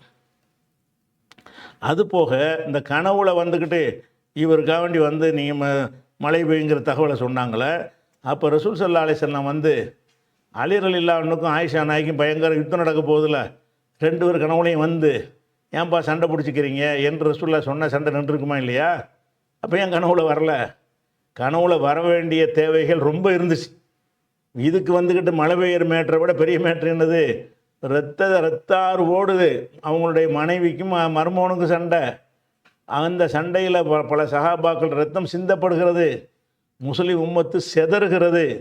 அப்போ ரசூலுல்லாஹ் என்ன பண்ணியிருக்கலாம், ஆயிஷா நாயுடைய கனவுல வந்து ஆயிஷாவே நீ நிறுத்து, அலியை நீ நிறுத்து, இதுதான் சரி, இதன்படி 2 பேர் நடந்துக்கிறங்கன்னா மீறி இருப்பாங்களா? அப்போ வரலையே. வர்றதா போல வந்திருப்பாங்க. மாவியாவும் அவருடைய ரசூலுல்லாஹ்வுடைய மைத்துனர் தானே, அவருடைய கனவுல போய் நீ யாரோட மோதிக்கிட்டு இருக்கிறாய் அப்படின்னு இவர் பக்கமோ அல்லது அவர் பக்கமோ போய் என்னத்தையா சொல்லி இருந்தாங்கன்னு சொன்னால் சண்டை நின்றுருக்குமே. அப்போ எவ்வளவோ அவங்களுடைய பேரப்பிள்ளையை கொலை பண்ண போகும்போது அது கனவுல போய் யசீது கனவுல போய் நீ வந்து இந்த மாதிரி செய்யாதப்பா அப்படின்னு சொல்லி, அல்லது பேரப்பிள்ளை கனவுல போய் நேர்த்துக்கிட்டு நிற்காதப்பான்னு சொல்லியிருந்தால் சம்பவம் கர்பலா நடந்திருக்குமா? அப்போ எத்தனையோ சம்பவங்களுக்கு வந்து ஜனாதிபதி யாருன்னு தேர்ந்தெடுக்கிற பஞ்சாயத்து வரும்போது கனவுல வந்துக்கிட்டு எல்லாரும் கனவுல ரசூலுல்லாஹ் வந்து அபூபக்கர் தான்டா பஞ்சாயத்து 2 அணியாக போய் அடிச்சுக்கிற அளவுக்கு போயிட்டாங்களே, ஒன்றுமே நடந்திருக்காத. இதெல்லாம் சும்மா கட்டுக்கதை. கனவுகளை கொண்டுலாம் மார்க்கத்தை நிலைநாட்ட முடியாது. வழங்குதா? அந்த மாதிரி ஒரு வாசல் கிடையாது. அது வழங்கிக்கிறணும். அடுத்ததாக கும்பகோணத்தில் இருந்து இம்ரான் என்பவர் கேட்குறார், திருமணம் செய்வது பாதி மார்க்கமாகும் என்ற கருத்தில் வரும் ஹதீஸுகள் சரியானவையான்னு கேட்குறார். இந்த கருத்தை என்ன செய்கிறாங்கன்னா, ஒவ்வொரு திருமண குத்துபாக்களில் அஜர்த்துமார்கள் ஓதுறாங்கல்ல, அந்த குத்துபாவில் இந்த செய்தி வரும். யார் ஒருவர் கல்யாணம் செய்து கொள்கிறாரோ அவர் மார்க்கத்தில் பாதியை பூரணப்படுத்தி விட்டார், இன்னொரு பாதியில் அவர் அல்லாஹ்வை அஞ்சி கொள்ளட்டும். இந்த கருத்துப்பட உள்ள ஹதீஸுகளை என்ன செய்கிறாங்க, கல்யாணத்தில் குத்துபான்னு ஓதுவாங்கள்ல அஜர்த்துமார்கள்லாம், அந்த குத்துபாவில் இந்த வாசகத்தை சேர்த்து என்ன செய்கிறாங்க, ஓதுகிறார்கள். அப்போ இந்த இப்படி ஒரு ஹதீஸ் முதல் இருக்குதா, இருந்தால் அது சரியான கருத்து தானான்னு ரெண்டே கவனிக்க வேண்டியிருக்குது. முதல்ல இப்படி ஒரு கருத்து இருக்குதான்னு கேட்டால் இருக்குது, பல நூல்களில் இருக்கிறது. உதாரணமாக தபரானியுடைய மூஜமுல் அவுசத்துங்கிற நூலில் இந்த மாதிரி ஒரு ஹதீஸ் இருக்கிறது. அதனுடைய வாசகம் என்னென்னு கேட்டால், மன் தஸவ்வஜ, யார் திருமணம் செய்து கொள்கிறானோ ஃபகத் இஸ்தக்மல நிஸ்ஃபல் ஈமான், ஈமானில் பாதியை பூர்த்தியாக்கி விட்டான். ஃபல் யத்தகில்லாஹ ஃபின் நிஸ்ஃபில் பாக்கி, அடுத்த பாதையில் அவன் அல்லாஹ்வை அஞ்சு கொள்ளட்டும் என்று ரசூல் ஸல்லல்லாஹு அலைஹி வஸல்லம் சொன்னார்கள் ஒரு ஹதீஸ் இருக்கிறது. இது அறிவிக்கிற ஆள் யாருன்னு கேட்டால் அனஸ் சொன்னதாக யஸீத் அர் ருகாஷி என்பவர் அறிவிக்கிறார். இவர் பலவீனமான ஆள். அனஸ் சொன்னதாக அறிவிக்கிற அந்த முதல் அறிவிப்பாளர் என்ன இருக்குன்னு கேட்டால் பலவீனமாக இருக்கார். அதே மாதிரி அந்த யஸீத் என்பவர் சொன்னதாக அறிவிக்கிற ஆள் யாருன்னு கேட்டால் ஜாபிர். ஜாபிர்னா ஜாபிருங்கிற சஹாபி இல்லை, ஜாபிர் இப்னு யஸீத் அல் ஜோஃபிங்கிற ஒரு ஆள். இவர் வந்து ரொம்ப ரொம்ப பலவீனமான ஆள். இவருடைய ஹதீஸ் வந்து மத்ரூக்குல் ஹதீஸ், இவருடைய ஹதீஸை விட்டுருணுங்கிற அளவுக்கு உள்ள ஒரு ஆள். அவர் சொன்னதாக அறிவிக்கிற ஆள் வந்து இஸ்ராயில் அறிவிக்கிறாரு. இஸ்ராயில் சொன்னதாக அறிவிக்கிறது ஜாஃபிர் அறிவிக்கிறாரு. அவர் அறிவிப்பதாக வந்து இஸ்மாங்க அவர் அறிவிக்கிறாரு. அவர் சொன்னதாக அறிவிக்கிற ஆள் யாருன்னு கேட்டால் முகமது இப்னு சஹ்ல் என்பவர் அறிவிக்கிறார். இவர் மஜ்ஹூலுல் ஹால், இவர் யாருன்னு தெரியாத ஒரு ஆள். அவர் யாருக்கு அறிவிக்கிறார்னு கேட்டால் முகமது இப்னு மூசா என்பவருக்கு அறிவிக்கிறாரு. இவர் முத்தஹமுன் பில் வலையை இட்டு கட்டுவதில் வந்து இட்டு கட்டுவார் என்று சந்தேகிக்கப்பட்டவர். இட்டு கட்டி சொல்லக்கூடிய, அப்போ இதில் வந்து 2 பலவீனமான ஆள், ஒரு இட்டு கட்டுற ஒரு ஆள் இருக்கிறார். இந்த ஆட்கள் வழியாகத்தான் இந்த ஹதீஸ் வர்றதுனால தபுரானியுடைய அவுசத்தில் உள்ள ஹதீஸ் வந்து பலவீனமான ஹதீஸாக போயிடுது. அதே தபுரானி அவுசத்தில் இன்னொரு அறிவிப்பும் வருகிறது. அதில் இதே வாசகம் தான் இருக்கிறது.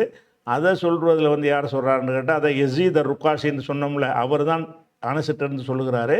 அவர் பலவீனம். அவர்கிட்ட அறிவிக்கிற ஆள் யாருன்னு கேட்டால் ஹலீல் இப்னு முர்ரா என்பவர் அறிவிக்கிறாரு. அவர் ஒரு பலவீனமான ஒரு ஆள். 2 பலவீனமான ஆள் இடம்பெறக்கூடிய வகையில் அதே தபுரானியுடைய அவுசத்தில் இன்னொரு ஹதீஸ் வருகிறது. இதுவும் ஆதாரமாக எடுத்துக்கொள்ள முடியாது. அதே மாதிரி பைஹக்கியுடைய ஷோபல் ஈமான் அப்படிங்கிற ஒரு நூலில் வருகிறது. அதில் யார் அறிவிக்கிறாருன்னா அனசு சொன்னதாக அறிவிக்கிறது வந்து யஸீத் ருக்காஷின்னு சொன்னோம்ல, அவர் தான் அறிவிக்கிறாரு. அவரிடமிருந்து அறிவிக்கிறவர் யாருன்னா ஹலீல் இப்னு முர்ரா அறிவிக்கிறாரு. 2 பேருமே பலவீனமான ஆளுக்குங்கிறதுனால இது ஏற்கத்தக்க ஹதீஸ் கிடையாது. அதே மாதிரி வந்து இதே ஹதீஸ் வந்து ஹாக்கிமில் இடம்பெற்றிருக்கிறது. ஹாக்கிமில் இடம்பெற்றிருக்கிற ஹதீஸில் யார் அறிவிக்கிறாருன்னு கேட்டால் ஜுஹைர் பின் முஹம்மது என்பவர் அறிவிக்கிறாரு. இந்த ஜுஹைர் பின் முஹம்மது வந்து பலவீனமான ஆள். இவர் லஹு மனாக்கீர், இவர் நிறைய முன்கரான மறுக்கப்பட்ட பல ஹதீஸுகளை அறிவித்திருக்கிறார் அப்படிங்கிறாரு. இப்னு ஹஜர் ஆய்வு செஞ்சுட்டு இன்னஹு லாயிஃபுன், இவர் முற்றிலும் பலவீனமான ஆள் என்று அவங்களும் சொல்லிடுறாங்க. ஹாக்கிமுடைய ஹதீஸும் சரியில்லாமல் இருக்கிறது. அதே மாதிரி முஸ்னத் அபு யலாங்கிற ஒரு நூலில் ஒரு ஹதீஸ் வருகிறது. இதே கருத்துப்பட ஹதீஸ் வருகிறது. அது அறிவிக்கிறது யாருன்னு கேட்டால் அப்துர் ரஹீம் இப்னு ஸைத் அல் அம்மி என்பவர் அறிவிக்கிறார். அவர் வந்து கதபுக இப்னு மொயின் வந்து அவரை பொய்யர்னு சொல்லியிருக்கிறாங்க. இருந்தால் பொய் சொல்கிற ஒரு ஆள், ஹதீஸில் நபி சொல்லாதையெல்லாம் சொன்னார்னு இட்டுக்கட்டுற ஒரு ஆள் என்ற ஒரு ஃபேமஸான ஒரு ஆள். அவர் யார் வழியாக அறிவிக்கிறார்னா அவர் தகப்பனார் வழியாக அறிவிக்கிறார். அந்த ஸைதுல் அம்மி என்பவர் வழியாக. அவர் பலவீனமான ஆள். அப்துர் ரஹீம் வந்து இட்டுக்கட்டுற ஆள், வாப்பா வந்து பலவீனமான ஆள். இப்படியான ஆள் வழியாகத்தான் இந்த எல்லாமே அனசு வழியாகத்தான் வருது. இந்த ஒரு ஹதீஸும் வந்து இட்டுக்கட்டப்பட்டதாக இருக்கிறது. இதுவும் ஆதாரம் இல்லை. அதே மாதிரி தர்ஹீப்ங்கிற ஒரு நூலில் இந்த ஹதீஸ் வருகிறது. அதில் யார் வருதுன்னு கேட்டால் யஸீத் இப்னு அபான் என்பவர் அறிவிக்கிறாரு. அவர் பலவீனமான ஆள். அதான் யஸீத் ருக்காஷின்னு சொன்னோம்ல, அந்த ஆள் தான் அது. அதே மாதிரி இஸ்ராயில் ஹாலித் என்பவர் வழியாக அறிவிக்கிறார். அவர் வந்து ஹதீஸ் வந்து மத்ரூக்குல் ஹதீஸ், அவரோட ஹதீஸை விட்டுருணுங்கிறாங்க. முகமது இப்னு அம்ரு அப்படிங்கிற ஒரு ஆள் அறிவிக்கிறார். மஜ்ஹூலுல் ஹால், இவர் யாருன்னு தெரியாதவர். அப்போ இந்த கருத்தில் வரக்கூடிய இவ்வளோ தான் ஹதீஸுகள் இந்த நூல்களில் தான் மொத்தமாக வந்திருக்கிறது. இந்த கருத்தில் வர்ற எல்லா ஹதீஸுகளுமே இட்டுக்கட்டப்பட்டவர்களாலும் பலவீனர்களாலும் அறிவிக்கப்படுகிற காரணத்தினால் இதை ஒரு ஆத்தண்டிக்காக எடுத்துக்கொண்டு கல்யாண உரைகள் எல்லாம் அவங்க பேசுவது வந்து சரியானது கிடையாது. அதுபோக இதனுடைய கருத்து சரியா? தீனில் வந்து கல்யாணங்கிறது பாதி, மீதி எல்லாம் சேர்ந்து பாதியா? கல்யாணங்கிற ஒரு சின்ன ஒரு ஆயிரக்கணக்கான முஸ்லீம் செய்ய வேண்டிய காரியங்களில் ஒரு சின்ன ஒரு ரோல், அது அவ்வளவுதான். கல்யாணம் பண்ணோன்னா பாதி தீன் அடைஞ்சிட்டார். அவர் ஒருத்தர் கல்யாணம் பண்ணிட்டார்னு சொன்னால் பாதி தீன் அடைந்து கொண்டாராம். மீதி உள்ளதில் அல்லாஹ் பயந்து கொள்ளட்டும்ங்கிறது வந்து அது மீனிங்லெஸ்ஸாக இருக்குது. அது பாதி தீன்லாம் கிடையாது. தீனில் உள்ள எத்தனையோ காரியங்களில் கல்யாணம் ஒரு சுன்னத்து.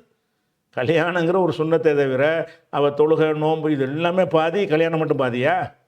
அப்போ எவ்வளோ விஷயங்கள் மார்க்கத்தில் சொல்லப்பட்டிருக்கு. பல்லாயிரக்கணக்கான கட்டளைகளில் கடுமையான கட்டளைகள் ஏராளமாக இருக்க அது எல்லாத்தையும் சேர்த்துக்கிட்டு பாதி, இது மட்டும் பாதின்னு சொல்லுவது வந்து சும்மா கல்யாணத்தில் ஒரு ருசிகரமாக இருக்கட்டும் என்பதற்காக வேண்டி யாரை இட்டுக்கட்டி சொன்னதாக இருக்கே தவிர கல்யாணங்கிறலாம் தீனில் பாதிலாம் கிடையாது. தீனில் ஒரு அம்சம். தீனில் என்ன இருக்குது? தீனில் உள்ள செய்ய வேண்டிய காரியங்களில் பல காரியங்களில் அது ஒரு காரியம், அவ்வளவுதான். இதில் தீனையே பாதி அடைஞ்சிட்டாரான். கல்யாணம் பண்ணோன்னு நினைச்சிட்டாரான், தீன்லேயே பாதி அடைஞ்சிட்டாரு அப்படிங்கிறது வந்து கருத்துப்படி பார்த்தாலும் கூட அது சரியில்லை. அடுத்து வந்து கடையநல்லூர் இக்பால் நகர் தௌஹீது பேரவை அப்துல் அஜீஸ் என்பவர் கேட்குறார். ஒருவர் இறை மறுப்பாளர் முஸ்லீமாக அவர் இறை மறுப்பாளராம், தொழுக மாட்டாராம், எதுவும் கிடையாது, ஒன்றும் கிடையாது. ஆனால் திராவிட கழகத்தில் உள்ளவர், மொத்தத்தில் அவர் இறை மறுப்பாளர். அவர் மூத்தாகிவிட்டார். அவருக்கு ஜனாசா தொலை போகலாமா? ஆனால் நான் விளக்கம் தெரியாமல் தொலை போகவில்லை. மனசு கஷ்டமாக இருக்கிறது, எனக்கு விளக்கம் தரவும், நான் செய்து சரியா தப்பா அப்படிங்கிறார். அதாவது பெயரளவுக்கு முஸ்லீமாக இருந்து கொண்டு கடவுளே இல்லை, கடவுளை கற்பித்தவன் காட்டுமிரான்னு சொல்லக்கூடிய திராவிட கழகம்ங்கிறதுல உறுப்பினராக இருக்கிறார். தொழுகை கிடையாது, ஒன்றுமே கிடையாது, எதையுமே அவர் நம்புறது கிடையாது. முஸ்லீமுடைய குடும்பத்தில் பிறந்துட்டாரே தவிர அவர் எதுலேயுமே நம்பிக்கை இல்லாத ஒரு ஆள், கடவுளை இல்லைன்னு சொல்லக்கூடிய ஒரு ஆள்.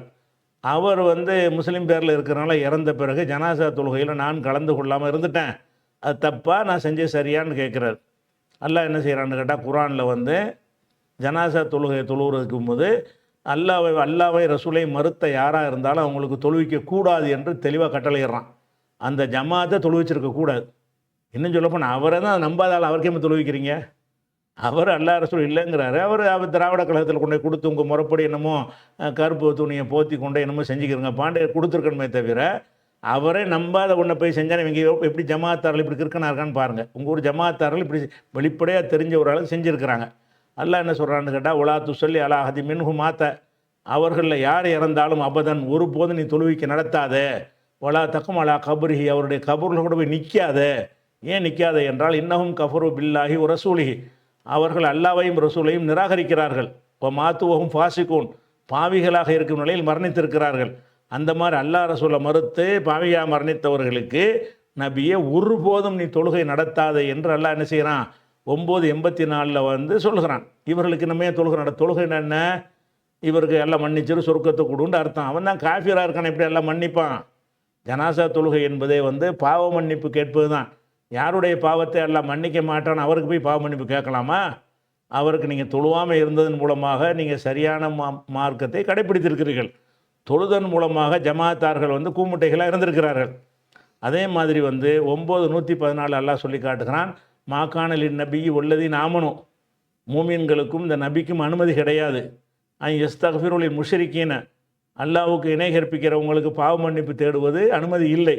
உளவுக்கான உளி குர்பா, அவங்க சொந்தக்காரங்களாக இருந்தாலும் சரியே அப்படின்ற மிம்பாதி மாத்த பையனலகும் அன்னகும் அஸ்ஹாபுல் ஜஹீம், அவங்க நரகவாசிகள் என்று அவங்களுடைய செயல்கள் மூலமாக தெளிவானதற்கு பிறகு அவங்களுக்காக பாவ மன்னிப்பு கேட்கறது கூடாது, நபிக்கே கூடாதுன்ட்டு அல்லாஹ். அப்போ இவர் தான் நல்லா சொல்கிறீங்க கடவுள் இல்லைன்றார், மறுத்தார், கடவுள் மறுப்பாளர், கடவுளை கிடையாதுன்னு சொல்ல ஒருத்தன்ட்ட போய் என் கடவுள் மன்னிப்பு கேட்குறது அவன் கொள்கைக்கு அது மாற்றமில்ல. அந்த குடும்பத்தாரை மறுத்திருக்கணும், எங்களுக்கு தொழுவிக்கணும் வரக்கூடாதுன்னு சொல்லியிருக்கணும், சரியான கொள்கைவாதிகளாக இருந்தால். அவங்க எதை சேர்ந்தவங்களாக இருந்தாலும் அவங்கள்ட்ட ஒப்படைச்சிட்டு போகணுமே தவிர, நீங்கள் பிறப்பால் முஸ்லீம் நினச்சிக்கிட்டு இருக்கிறீங்க. அது அடிப்படை. பிறப்பால்லாம் ஒருத்தர் முஸ்லீம் ஆக முடியாது, நம்பினால்தான் முஸ்லீமாக இருக்க முடியும். அடுத்து ஒரு கேள்வி என்னென்னு கேட்டால், ஜக்காத்து கடமையாகியும் ஒருவர் ஜக்காத்து கொடுக்காது இருந்தால் அவருடைய துவாக்கள் அங்கீகரிக்கப்படுமா?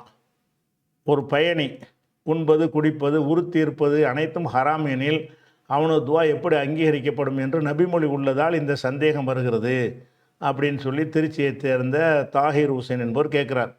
அதாவது ஒருத்தருடைய துவா ஏற்றுக்கொள்ளப்படுவதற்கு அவருடைய உணவு என்ன இருக்கணும், ஹலாலாக இருக்கணும். ரசூலுல்லாஹ் ஒரு ஹதீஸை சொல்கிறாங்க. என்ன சொல்கிறாங்கன்னு கேட்டால், ஒருவன் பிரயாணத்தில் போகிறான். பிரயாணத்தில் போகும்போது துவா அங்கீகரிக்கப்பட அதிக வாய்ப்பு இருக்குது. பிரயாணத்தில் எல்லாம் மறந்துடுவாங்க. அந்த எல்லாம் மறக்காமல் அவன் நினச்சிக்கிட்டு இருக்கிறான்னு சொன்னால் அவனுடைய துவாக்கள் என்ன செய்யப்படும், அல்லாட்ட ஏற்றுக்கொள்ளப்படும். அந்த மாதிரி கஷ்டப்பட்டு பிரயாணம் பண்ணிவிட்டு யார் ரப்பின்னு அவன் கேட்குறான். ஆனால் ஓ மல்பசு ஹராம், அவன் அணிந்திருக்க ஆடை ஹராமாக இருக்கிறது. ஓ மத்தாமு ஹராம், அவன் உண்ணுகிற உணவு ஹராமாக இருக்கிறது. அண்ணா யுஸ்தஜாபுலகு, எப்படி அவனுடைய துவா ஏற்றுக்கொள்ளப்படும் என்று ரசூலுல்லாஹ் சொல்கிறாங்க.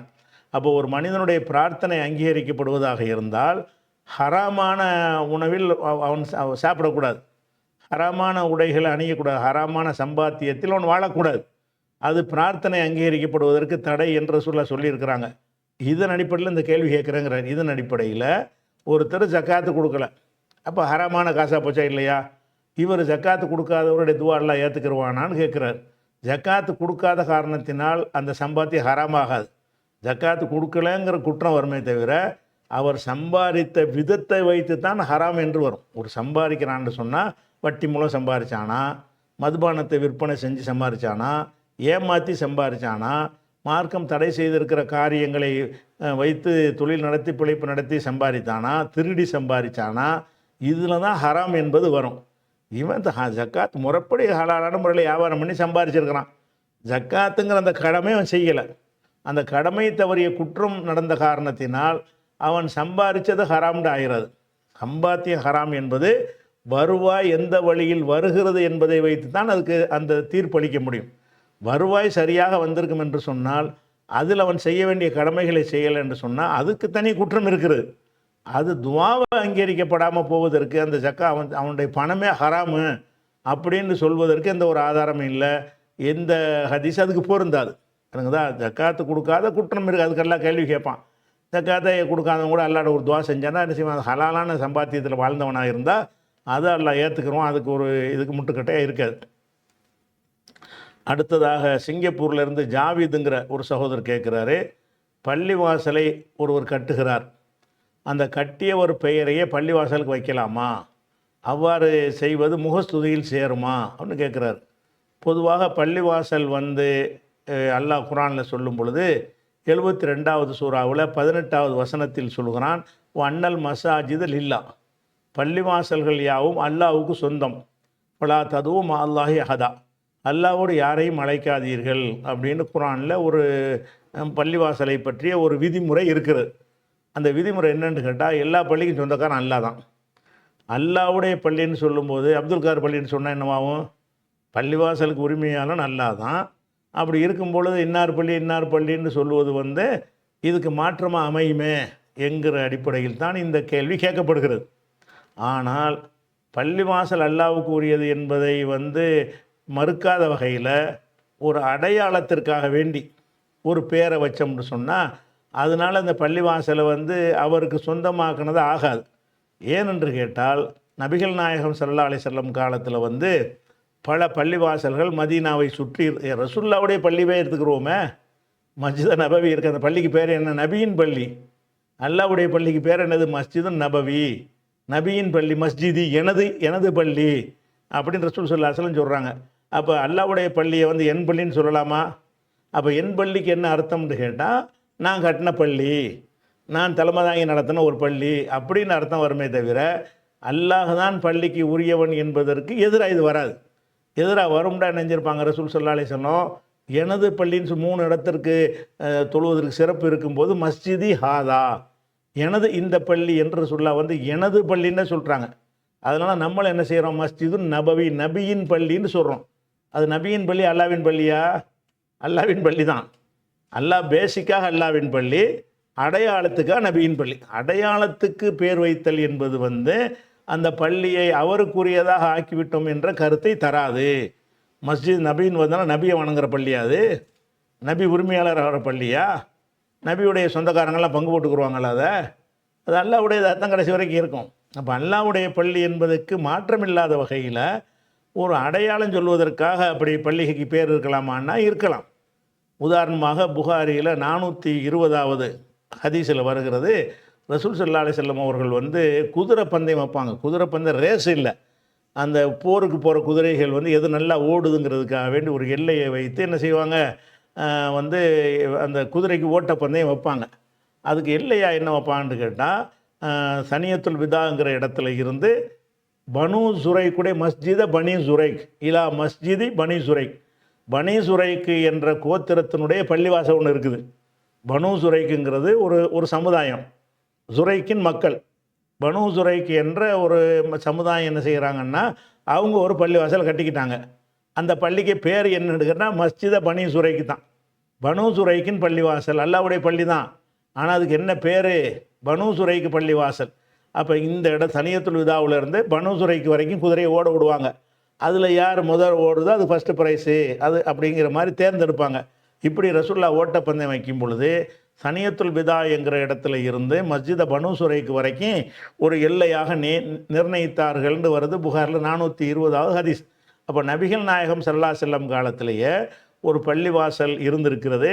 அது ஒரு சமுதாயத்தின் பெயரால் அறியப்பட்டிருக்கிறது, மஸ்ஜித் பனு சுரைக் என்று அறியப்பட்டிருக்கிறது என்பதை புகாரில் நீங்கள் பார்க்கலாம். அதே மாதிரி வந்து புகாரில் 5163வது ஹதீஸில் இருக்கிறது ரசூல் ஸல்லல்லாஹு அதாவது அனஸ்ரலிலான்னு சொல்கிறாங்க, மர்ரபினா ஃபி மஸ்ஜித் பனி ரிஃபா, பனு ரிஃபாவுக்கு சொந்தமான மஸ்ஜிதில் எங்களை அனசு கடந்து சென்றார். மதீனாவில் அனஸ்ரலிலான்னு என்ன செய்கிறாங்கன்னா, பனு ரிஃபா என்பவர்களுக்கு ஒரு பள்ளிவாசல் இருக்குது. அந்த பள்ளிவாசல் அல்லாஹ்வுடைய பள்ளி தான். ஆனால் ஒரு அடையாளத்துக்காக வேண்டி இந்த பள்ளின்னு சொல்லி ஒரு அடையாளம் சொல்லணுமா இல்லையா? அல்லாஹ்வுடைய பள்ளிக்கு போனோன்னா எல்லாம் அல்லாஹ்வுடைய பள்ளி தானே, அப்போ எந்த பள்ளிக்கு போனேன் அப்படின்னு சொல்வதற்காக வேண்டி மஸ்ஜித பனி ரிஃபான்னு இருந்திருக்கிறது. அது புகாரில் 5163வது ஹதீஸில் அதை நீங்கள் பார்க்கலாம். பெரிய பெரிய ஹதீஸுகள் நம்ம அந்த பேருக்கு மட்டும்தான் அதை எடுத்து காட்டுகிறோம். அதே மாதிரி வந்து முஸ்லீமில் ஒரு ஹதீஸ் இருக்கிறது. நபி ஸல்லல்லாஹு அலைஹி வஸல்லம் அவர்கள் ஒரு நாள் ஆலியா என்ற பகுதியிலிருந்து வந்தார்கள். ஹத்தா இதா மர்ரபி மஸ்ஜித் பனி முஆவியா, பனு முஆவியாவின் மக்களுடைய பள்ளி, முஆவியாவுடைய மக்களின் பள்ளிவாசல்னு ஒரு பேர் பெற்ற பள்ளி இருக்குது. அந்த மஸ்ஜிது பனு முஆவியாவை கடந்து செல்லும் பொழுது அங்கே போய் 2 ரக்காத் தொழுதார்கள். அப்புறம் ரசூலுல்லாஹ் போய்கிட்டு இருக்கிறாங்க. போகும்போது அங்கே ஒரு பள்ளிவாசல் இருக்குது. அந்த பள்ளிவாசலுக்கு பேர் என்னன்னு கேட்டால் மஸ்ஜிது பனு முஆவியா, பனு முஆவியாவுடைய மஸ்ஜிது. பனுண்டா மக்கள்ன்ற அர்த்தம், பனு முஆவியான்னா முஆவியாவின் மக்கள், முஆவியாவுடைய சன் ஆஃப் முஆவியான்ற அர்த்தம். அப்போ அந்த மாதிரி உடைய ஒரு அடிப்படையில் ஒரு பேர் இருக்கும்போது இது என்ன பனு முஆவியா பேர்னு வச்சுருக்கிறீங்கன்னு ரசூலுல்லாஹ் கண்டிக்கலை. அது போய் தொழுவுறாங்க. இது முஸ்லீமில் வரக்கூடிய ஒரு ஹதீஸில் வருது, பனு முஆவியாங்கிற பேரில் பள்ளிவாசல் இருந்திருக்குது. அதே மாதிரி ரசூல் ஸல்லல்லாஹு அலைஹி வஸல்லம் அவர்கள் முதல்ல மதீனாவுக்கு போகிறதுக்கு முன்னாடி குபாவில் தங்குறாங்க. மதீனாவுடைய என்ட்ரன்ஸ் இருக்குல்ல, அதுக்கு என்ட்ரன்ஸ் தான் குபாங்கிறது. இந்த குபாங்கிற ஏரியாவில் வந்து தங்குறாங்க. சில நாட்கள் தங்கி அங்கே ஒரு பள்ளிவாசலை கட்டுறாங்க. யார் கட்டுறாருன்னு கேட்டால் அங்கே அம்ர் இப்னு அவுஃபுடைய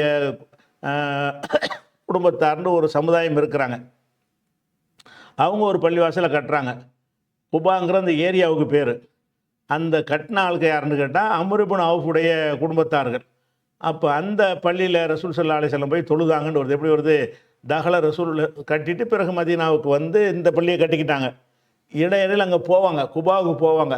அந்த குபாவுடைய பள்ளி வந்து அந்த ஏரியாவை வைத்து குபா பள்ளின்னு சொல்லப்பட்டாலும் அந்த பள்ளிக்கு நெசப்பேர் என்னன்னு கேட்டால் மஸ்ஜிது பனி அம்ர் இப்னு அவுஃப், பனு அம்ர் இப்னு அவுஃபின் மக்களுடைய பள்ளி அப்படிங்கிறது அதுக்கு பேர். அப்போ ரசூல் ஸல்லல்லாஹு அலைஹி வஸல்லம் அவர்கள் தஹல ரசூலுல்லாஹி ஸல்லல்லாஹு அலைஹி வஸல்லம் மஸ்ஜித பனி அம்ர் இப்னு அவுஃபின், அம்ர் இப்னு அவுஃபுடைய மக்களின் பள்ளிவாசலுக்கு ரசூலுல்லாஹ் நுழைந்தார்கள், சென்றார்கள்னு வருது. அதான் மஸ்ஜித குபா என்று விளக்கமாக பின்னாடி சேர்த்து சொல்கிறாங்க. அப்போ இது அஹ்மதில் வரக்கூடிய ஒரு ஹதீஸ். அப்போ அம்ர் இப்னு அவுஃபுடைய பள்ளிவாசல்ன்ற பேரில் பள்ளி இருந்திருக்கிறது. அதே மாதிரி வந்து நசையில் ஒரு ஹதீஸ் வருது. என்ன வருதுன்னு கேட்டால் சல்லா ரசூலுல்லாஹி ஸல்லல்லாஹு அலைஹி வஸல்லம் ஃபி மஸ்ஜித் பனி அப்துல் அஷ்ஹல், அப்துல் அஷ்ஹது குடும்பத்தாரின் பள்ளி. அப்துல் அஷ்ஹல்னு ஒரு ஆள் இருந்திருக்கிறாரு. அவருடைய குடும்பத்தார்கள் என்ன செய்கிறாங்க, அவங்களுக்கு ஒரு பள்ளிவாசலை கட்டிக்கிட்டாங்க. அதுக்கு என்ன பேர்னு கேட்டால் அப்துல் அஷ்ஹல் குடும்பத்தாருடைய பள்ளி என்று பேர். அதில் போய் மகரிபு தொழுதாங்க. சல்லா ரசூலுல்லாஹி ஸல்லல்லாஹு அலைஹி வஸல்லம் சலாத்தல் மகரிபி. வெளியூர் போகும்போது, ஊருக்கு வெளியே போகும்போது அந்த இடத்துல பள்ளி வந்துடும். அந்த பள்ளி என்னென்னா அப்துல் அஷ்ஹலுடைய குடும்பத்து பள்ளி. அந்த பள்ளியில் போய் ரசூலுல்லாஹ் மகரிபு தொழுதார்கள் என்று என்ன செய்கிறது, நசையில் ஒரு ஹதீஸ் வருகிறது. அதனால் வந்து பள்ளிவாசல்களுக்கு இந்த மாதிரி ஒரு அடையாளத்துக்காக வேண்டி பேர் வைக்கிறது அது வந்து தப்பு கிடையாது. இப்போ ஆயிஷா நாய் ஒரு இடத்துல போய் என்னஞ்சாங்கன்னு கேட்டால் மாதவிடாய் ஏற்பட்டதுனால அவங்க உம்ரா செய்யலை. அப்போ தண்ணியுங்கிற இடத்துல போய் என்ன செய்கிறாங்க, அங்கேருந்து உம்ரா இஹ்ராம் கட்டி வந்து செய்வாங்க. அந்த இடத்துல ஒரு பள்ளிவாசலை கட்டி மஸ்ஜித் ஆயிஷான்னு பேர் வச்சுருக்காங்க, ஆயிஷாவுடைய பள்ளின்னு. ஆயிஷா அந்த வரலாற்றில் அவங்க சம்மந்தப்பட்டிருக்கிறாங்க என்பதற்காகத்தானே தவிர அது ஆயிஷாவை வணங்குறதுக்குள்ள பள்ளியும் கிடையாது, ஆயிஷாவுக்கு அதில் எந்த ஒரு சொந்தமும் கிடையாது. அந்த மாதிரியான ஒரு அடிப்படையில் பள்ளிகளுக்கு பேர் வைக்கிறது தப்பு கிடையாது. ஒருத்தர் கட்டினா கூட அவர் பேரை கூட வச்சுக்கலாம், தப்பு கிடையாது. ஆனால் அவர் அதை வச்சு விரும்பிடக்கூடாது. அவருக்கு பிறகு வச்சாங்கன்னா அது முகஸ்துதில் வராது. அவர் பள்ளிவாசலை கட்டும்போது ஏன் பள்ளின்னு நான் தான் கட்டுறேன்னு அப்படி வச்சுட்டாருன்னு வைங்க, அவருக்கு வந்து எந்த நன்மையும் கிடைக்காது. தன்னுடைய பெயருக்காக வேண்டி ஒரு பள்ளியை கட்டினாரையானால் கிடைக்காது. அவர் ஒரு பள்ளியை கட்டிட்டு போயிட்டார். பின்னாடி உள்ள மக்கள் வந்து இப்ராஹிமுடைய பள்ளி, இப்ராஹிம்னு ஒரு ஆள் கட்டார்னு வைங்களேன், இஸ்மாயில் கட்டினா இஸ்மாயில் பள்ளின்னு சொல்லி கொண்டார்கள்னு சொன்னால் அதில் ஒரு தப்பு கிடையாது. அதே நேரத்தில் நாட்டில் உள்ள எல்லா பள்ளிக்கும் ஒரு பேரை வச்சுருக்கிறாங்க. நம்ம தமிழ்நாட்டில் என்ன வச்சுருக்காங்கன்னா மொஹிதீன் ஆண்டவர் பள்ளி. எல்லா பள்ளிவாசலுக்கும் பேர் என்னன்னு கேட்டால் மொஹிதீன் லெட்டர் பேட் அப்படி தான் அடிச்சு வச்சுக்கிறாங்க. எல்லா பள்ளிவாசல்களும் என்னது, அந்த தேனி மொஹிதீன் ஆண்டவர் பள்ளி, பெரியகுளம் மொஹிதீன் ஆண்டவர் பள்ளின்னு வச்சுருக்கிறாங்க. இது என்னென்னு கேட்டால் அந்த மொஹிதீன் அப்துல் கார் ஜிலானின்னு ஒருத்தர் வந்து அவர் சில பக்கீர் சாக்களை உண்டாக்கியிருந்தார். அவங்க போய் ஊர் ஊராக போய் அவரை பற்றி புகழ்ந்து அல்லா போல பிச்சை எடுக்கும்போது அந்த பக்கீர் சாக்கள் வந்து அவரை புகழ்ந்து பாடினோன்னா அது மக்கள் மனசில் உட்காந்து அவர் தான் அல்லாவுக்கு அடுத்த ஆளுங்கிற மாதிரியான ஒரு கருத்தை உண்டாக்கிட்டாங்க. அதனால் உட்காந்தா யா மொய்தீன், நின்றா யா மொய்தீன்பாங்க, மொய்தீன் ஆண்டவருமாங்க, அவர் தான் கடவுள் மாதிரி, ரசூல்லா விட பெரிய ஆள் யார் அப்படின்னு ஆக்கிட்டாங்க. அதன் அடிப்படையில் என்ன செய்கிறாங்கன்னா, கட்டுற பள்ளிவாசல்லாம் மொய்தீன் ஆண்டவர் பள்ளின்னு கட்டுறாங்க. அன்னைக்கு இருந்த மக்களுடைய நம்பிக்கை அதுதான். நம்ம வந்து எல்லா அவுளியாக்களுக்கும் அங்கங்கே தர்காக்கள் இருக்குது, ஆனால் மொய்தீன் ஆண்டவருக்கு உலகத்தில் உள்ள எல்லா பள்ளியும் அவருடைய பள்ளி அப்படின்னு ஆக்கி மொய்தீன் ஆண்டவர் பள்ளின்னு பேர் வைக்கிறாங்க. இது அப்பட்டமான சிறுக்கு. அவருடைய பள்ளின்னு நினைக்கிறாங்க. எந்த அளவுக்கு நினைக்கிறாங்கன்னு கேட்டால், நாங்கள் எல்லாம் சிறுவர்களாக இருக்கும்போது என்ன செய்வாங்கன்னு கேட்டால், பள்ளிவாசலுக்கு மொய்தீன் ஆண்டவருக்கு நேர்ச்சை பண்ணிக்கிடுவாங்க. வீடுகளில் நேர்ச்சை பண்ணிவிட்டு அதை எங்கே கொடுத்துடுவாங்கன்னா பள்ளிவாசல் கொடுத்துடுவாங்க. மண்ணெண்ணெய் ஊற்றிட்டு வர்ற மொய்தீன் ஆண்டவர் பள்ளிக்கு மண்ணெண்ணெய் 1 லிட்டர் வாங்கி கொடுக்குறேன்னு என்ன செய்வாங்க, நேர்ச்சை பண்ணிடுவாங்க. ஒரு பாட்டில், லிட்டர் கிடையாது, பாட்டில்னு சொல்லுவாங்க, அந்த போத்தல் எங்கள் ஊரில் ஒரு போத்தல் மண்ணெண்ணெய் வாங்கி கொடுக்குறேன்னு நேர்ச்சை பண்ணிக்கிடுவாங்க. நேர்ச்சை பண்ணி நானே கொண்டு போய் கொடுத்துட்டு வந்திருக்கிறேன் அந்த பள்ளிவாசலில். அதுக்கு ஒரு டின்னு வச்சுருப்பாங்க, ஊற்றிட்டு வருவோம். யாருக்காக ஊற்றுறோன்னா மொய்தீன் ஆண்டவருக்காக வேண்டி. அந்த பள்ளிவாசலை மொய்தீன் ஆண்டவருக்குன்னு ஆக்கிவிட்டாங்க. இந்த பேரை அப்புறம் அழிக்கணும். மொய்தீன் ஆண்டவர் பள்ளின்னு அவருக்கு என்ன ரோல் இதில்? அவர் கட்டினாரா, அவர் சம்மந்தப்பட்டாரா, அவரை அடையாளமாக்குவதுன்னா, அடையாளம்னா ஒன்றே தான் ஆக்க முடியும். அம்புட்டு பள்ளியும் ஆக்கிவிட்டானுல. அம்புட்டு பள்ளியும் மொய்தீன் ஆண்டவர் பள்ளின்னு ஆக்குனாங்கன்னா இதை கண்டிப்பாக அந்த பேர் என்ன செய்யணும், அழிக்கப்படணும். அது வந்து ஏதோ அந்த தெருவை வச்சு பேரை வச்சு ஏதாவது ஒன்று வச்சுட்டு போங்க. வடக்கு தெருப்பள்ளி, தெற்கு திருப்பள்ளி, அப்படியே தான் அடையாளமாக்கிக்கிறணுமே தவிர என்ன செய்யக்கூடாது, மொய்தீன் ஆண்டவர் பள்ளின்லாம் எழுதுவது, அதை வந்து லெட்டர் பேட் அடிக்கிறது, அதன் மாதிரி ரிஜிஸ்டர் பண்ணுவதெல்லாம் மாற்றி அவனுக்கு கண்டிப்பாக அல்லாவுடைய பள்ளிங்கிறதுக்கு மாற்றமாயிரும். அது விளங்கிக்கிறணும். அடுத்ததாக வந்து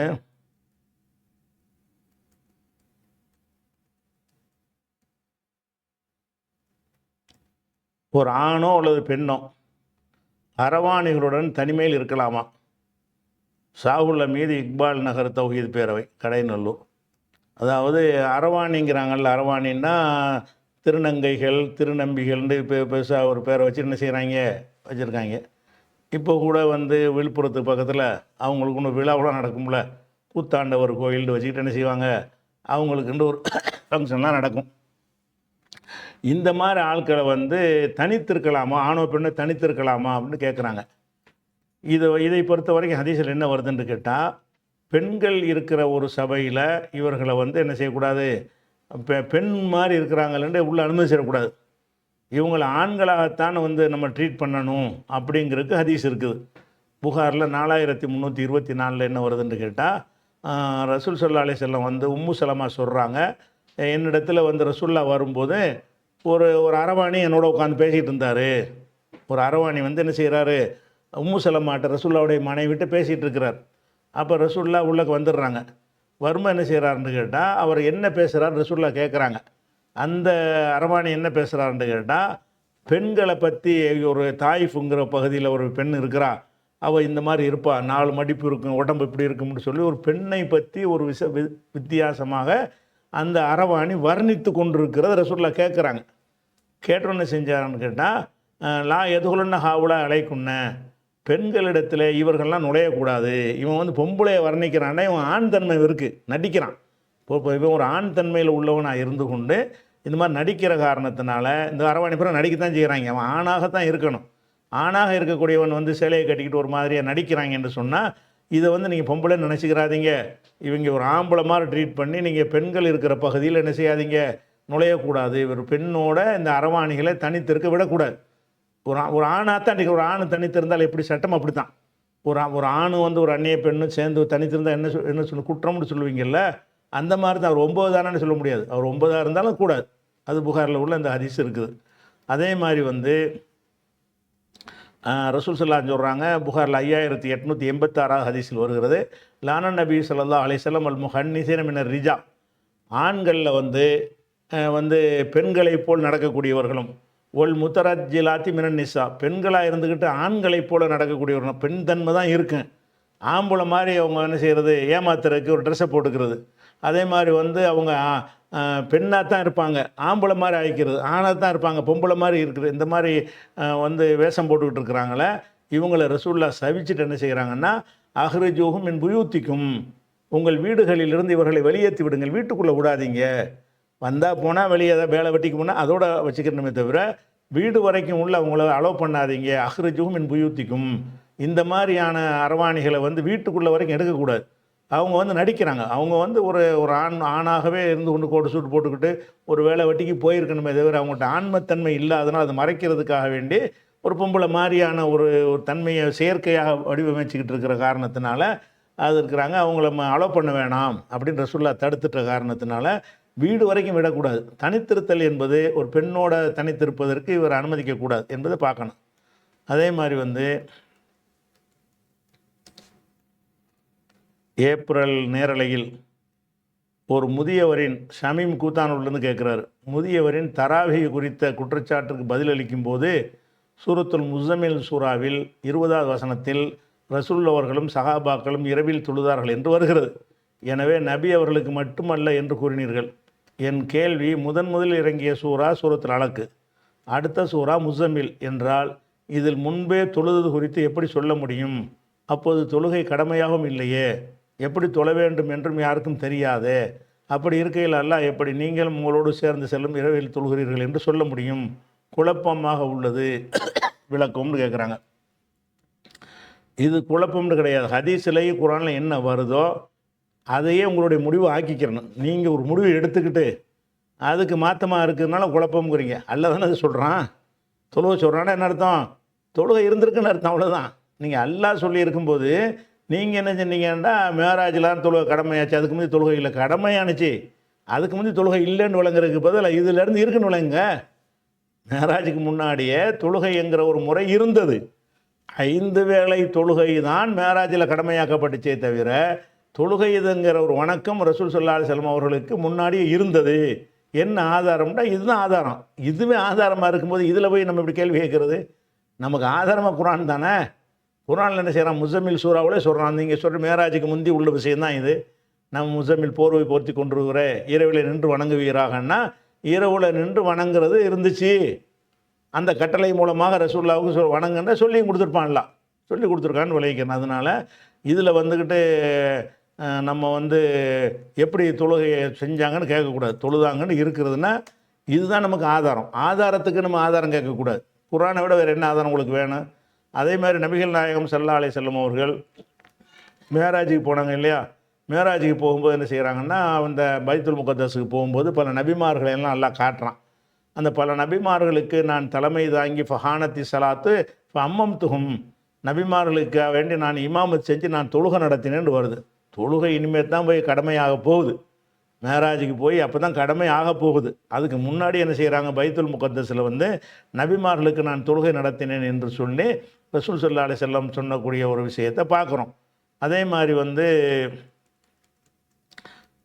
அபூ சுஃபியான் ஆரம்ப காலத்தில் அபூ சுஃபியான் என்ன செய்கிறாருன்னு கேட்டால், ரசூலுல்லாஹ் எல்லாரும் கடிதம் எழுதுவாங்கல்ல, கடிதம் இஸ்லாத்துக்கு அழைப்பாங்கல்ல, அவர் ஹெர்குலிஸ் மன்னர் கேட்கும் பொழுது உங்கள் முகமது என்ன சொல்கிறாருப்பா அப்படின்னு கேட்பார். அப்போ அபூ சுஃபியான் என்ன செய்வார்னு கேட்டால், யமுருனா பி ஸலாத்தி வ ஸகாத்தி, தொழுகையை பற்றி ஜக்காத்தை பற்றி எங்களுக்கு சொல்லுகிறாருன்னு அபூ சுஃபியான் சொல்லுவார். அப்போ இஸ்லாத்துக்கு வந்திருக்க மாட்டார். அப்போ துவக்க காலத்திலே தொழுகைங்கிற ஒரு கான்செப்ட் வந்து இஸ்லாத்தில் இருந்திருக்குது. என்ன இல்லைன்னு கேட்டால், சுபுவுக்கு 2, லோஹருக்கு 4, அசருக்கு 4, மகரிபுக்கு 3, இஷாவுக்கு 4, இதுதான் இல்லையே தவிர தொழுகைன்ற ஒரு முறை இருந்திருக்கிறது. என்ன மாதிரி தொழுதார்கள்னா 2 ரக்காத்து, ஏதோ ஒரு ரக்காத்தெல்லாம் கொடுத்துருப்பான். தொழுகைங்கிற ஒரு முறை, அதாவது ஓதுதெல்லாம் இருந்திருக்குது. கிராத்தெல்லாம் ஓத சொல்கிறான்ல, பாதி ஓது கொஞ்சமாக ஓதுன்னு, அப்போ ஓதக்கூடியது எல்லாமே அடங்கக்கூடிய ஒரு தொழுகை என்ற ஒரு முறை இருந்திருக்கிறது. அப்போ தொழுகை இருந்திருக்குது என்பதை குர்ஆன் சொல்லும் பொழுது அது எப்படி மேராஜுக்கு முந்தி இருந்திருக்கும்னு கேட்கக்கூடாது. எப்படி கேட்கணும்?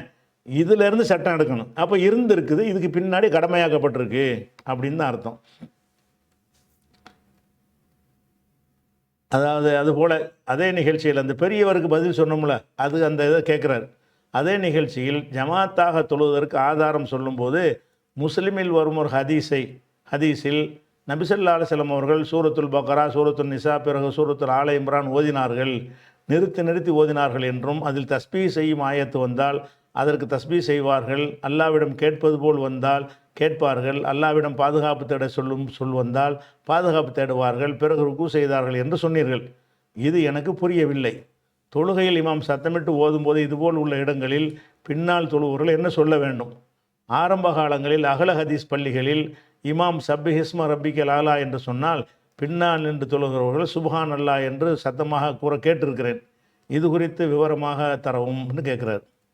அதாவது நம்ம அந்த பெரியவருக்கு சொன்ன பதிலில் ரசூல் ஸல்லல்லாஹு அலைஹி வஸல்லம் அவர்கள் இணைஞ்சிருக்காங்கன்னா சத்தமாக ஓதுனாங்களா அப்படின்னு ஒரு கேள்வி கேட்டார். ஆமாம், சத்தமாக ஓதுனாங்க. சத்தமாக ஓதுனதுக்கு என்ன ஆதாரம்னு கேட்டால் ரசூல் ஸல்லல்லாஹு அலைஹி வஸல்லம் அவர்கள் தொழுகையில் பக்கரா ஓதினார்கள், அதுக்கப்புறம் ஆலை நிசா ஓதினார்கள், அப்புறம் ஆலை இம்ரான் ஓதினார்கள், நிறுத்தி நிறுத்தி ஓதினார்கள், ஒவ்வொரு வசனமாக ஓதினார்கள், விளங்கி ஓதினார்கள்னு வரக்கூடிய அந்த ஹதீஸை காட்டி அவர் ஓதுனதை ஹுதைஃபாங்கிற ஒரு சஹாபி கேட்டு என்ன செய்கிறாரு, பின்னாடி தொழுதவர் அறிவிக்கிறார் என்று சொன்னால் சத்தமாக தான் ஓதியிருக்கிறாங்க என்பதற்கு நம்ம ஆதாரம் காட்டினோம். அதிலிருந்து ஒரு கேள்வி, துணை கேள்வி என்ன கேட்குறாருன்னு கேட்டால் அதில் ஒரு அல்லாஹ்வுடைய பாவ மன்னிப்பு தரக்கூடிய ஒரு வசனம் வந்தால் அப்படி நிறுத்திவிட்டு இறைவா என்னை மன்னித்து விடுவாயாகன்ற சொல்ல கேட்பார்கள். ஒரு அதாபு தண்டனையை பற்றின ஒரு விஷயம் வந்துச்சின்னு சொன்னால் நிறுத்திவிட்டு இறைவா இந்த தண்டனை எனக்கு தந்துராதே என்று கேட்பார்கள். அப்போ ஒவ்வொரு ஆயத்திற்கும் அவர்கள் ஒவ்வொரு ஆயத்துக்கும் இல்லை, எந்த வசனத்திற்கு செயல் வடிவம் கொடுக்க வேண்டியது வருமோ அந்த மாதிரியான வசனத்திற்கு என்ன செய்வாங்க, அவங்க செயல் வடிவம் கொடுப்பார்கள் அப்படின்னு வருது. அதுபோக நான் அகல ஹதீஸ் பள்ளிகள் என்ன செய்வாங்கன்னு கேட்டால் சில வசனங்களை சொல்லும்போது அதுக்கு மக்கள்லாம் சேர்ந்து பதில் சொல்லுவாங்க. எப்படி சப்பி ஹிஸ்ம ரப்பிக்கல் ஆலான் ரப்பிக்கல் ஆலான்னு வருமா அந்த சூரா சப்பி ஹிஸ்ம, அதை சொன்ன உடனே இமாம் டைம் கொடுப்பார். இருக்கிற 50 பேர் சுப்ஹான ரப்பியல் ஆலாம்பாங்க அகல ஹதீஸ் பள்ளியில். அதாவது சப்பிஹ் நீ துதிப்பீராக, சப்பி ஹிஸ்ம ரப்பிக்கல் ஆலான்னவுடனே உமது இறைவனை துதிப்பீராகன்னு அதுக்கு அர்த்தம். துதிப்பீரான்னு நல்லா சொல்லிட்டதுனால கேட்குறவங்களாம் என்ன செய்கிறாங்க, சுப்ஹான ரப்பியல் ஆலான்னு சொல்லுவாங்க. அப்புறம் தான் என்ன செய்வார், அல்லது ஹலக்க பசவான்னு ஓதுவாங்க. அப்போ அந்த காலம் நானும் அகல ஹதீஸ் பள்ளியில் இந்த மாதிரிலாம் கேட்டிருக்கிறேன். ஒரு வசனத்தை ஓதிவிட்டால் அதை செயல் வடிவம் படுத்துவார்கள் இருக்குது, அது மாதிரி நம்ம செய்யலாமா, அது அப்படி தான் அவருடைய கேள்வி. இதில் முதல் விஷயம் என்னென்னு கேட்டால் இந்தன்ன இடத்துல இன்னென்ன மாதிரி ஓதினார்கள்னு சொல்லக்கூடிய அம்புட்டு ஹதீஸ் பலவீனமாக இருக்குது. நீங்கள் சொல்லுவத சப்பி ஹிஸ்ம உட்பட அனைத்துமே என்னவா இருக்குது, பலவீனமாக இருக்குது. அது எப்படி பலவீனம்னு ரெண்டாவது விளக்குறேன். அதுக்கு முன்னாடி வில்லேசம் என்னன்னு கேட்டால் ரசூல் ஸல்லல்லாஹு அலைஹி வஸல்லம் அவர்கள் சூறாவை ஓதும் பொழுது குரான்லேருந்து இறைவனுக்கு அஞ்ச மாட்டீர்களான்னு ஒரு வந்துச்சுன்னு வைங்களேன், அப்போ நான் அஞ்சுவேன், கண்டிப்பாக அஞ்சுவேன் அப்படின்னு அதுக்கு ரிப்ளை என்ன செய்வாங்க, ரசூல்லா கொடுக்கும் வகையில் தான் ஓதுவார்கள்னு வருகிறது. இது இந்த கான்செப்ட் கேமனால் வரைக்கும் உள்ளது, ரசூல்லாவுக்கு மட்டும் உள்ளது கிடையாது. ஆனால் கடமையான தொழுகைகள் அப்படி ரசூல்லா ஓதுனதா வரல. கடமையான தொழுகைகளில் ஓதலை, அவங்க தனியாக தொழக்கூடிய இரவு தொழுகையில் நெஞ்சிருக்கிறாங்க, அப்படி ஓதி இருக்கிறாங்க. இதை யாருக்கு செய்ய முடியும் என்றால் யார் அந்த அரபியை தாய்மொழியாக கொண்டிருக்கிறாரோ, யார் அது ஓதும்போது அதனுடைய கருத்து அர்த்தமும் தெரிகிறதோ அவர் தான் அதுக்கு ஏற்றவாறு ரிப்ளை கொடுக்க முடியும். ரிப்ளை இதுக்கு இதை மனப்பாடம் பண்ணி சொல்கிற விஷயம் கிடையாது. எந்த வசனத்தை ஓதுனாலும் என்ன செய்வாங்க, அதை செயல் வடிவம்படுத்துவார்கள். அல்லாஹ்ட்ட மன்னிப்பு கேட்க மாட்டீர்களா அப்படின்னு ஒரு வசனத்தை ஓதும்போது இறைவா உன்னிடத்தில் மன்னிப்பு கேட்குறேன் அப்படி சொல்லிட்டு அடுத்த வசனத்துக்கு போவாங்க. அல்லாஹ் ஒரு விஷயத்தை குரானில் கேட்டான்னு சொன்னால் எதை கேள்வியாக கேட்குறான், எதை கட்டளையாக இருக்கிறான் அப்படின்னு பார்த்து அந்த இடத்துல செயல் வடிவம் கொடுப்பார்கள்னு இருக்குல்ல, அது ரசூல்லாவத்தை பின்பற்றி தான் நம்ம தொழுவணும்.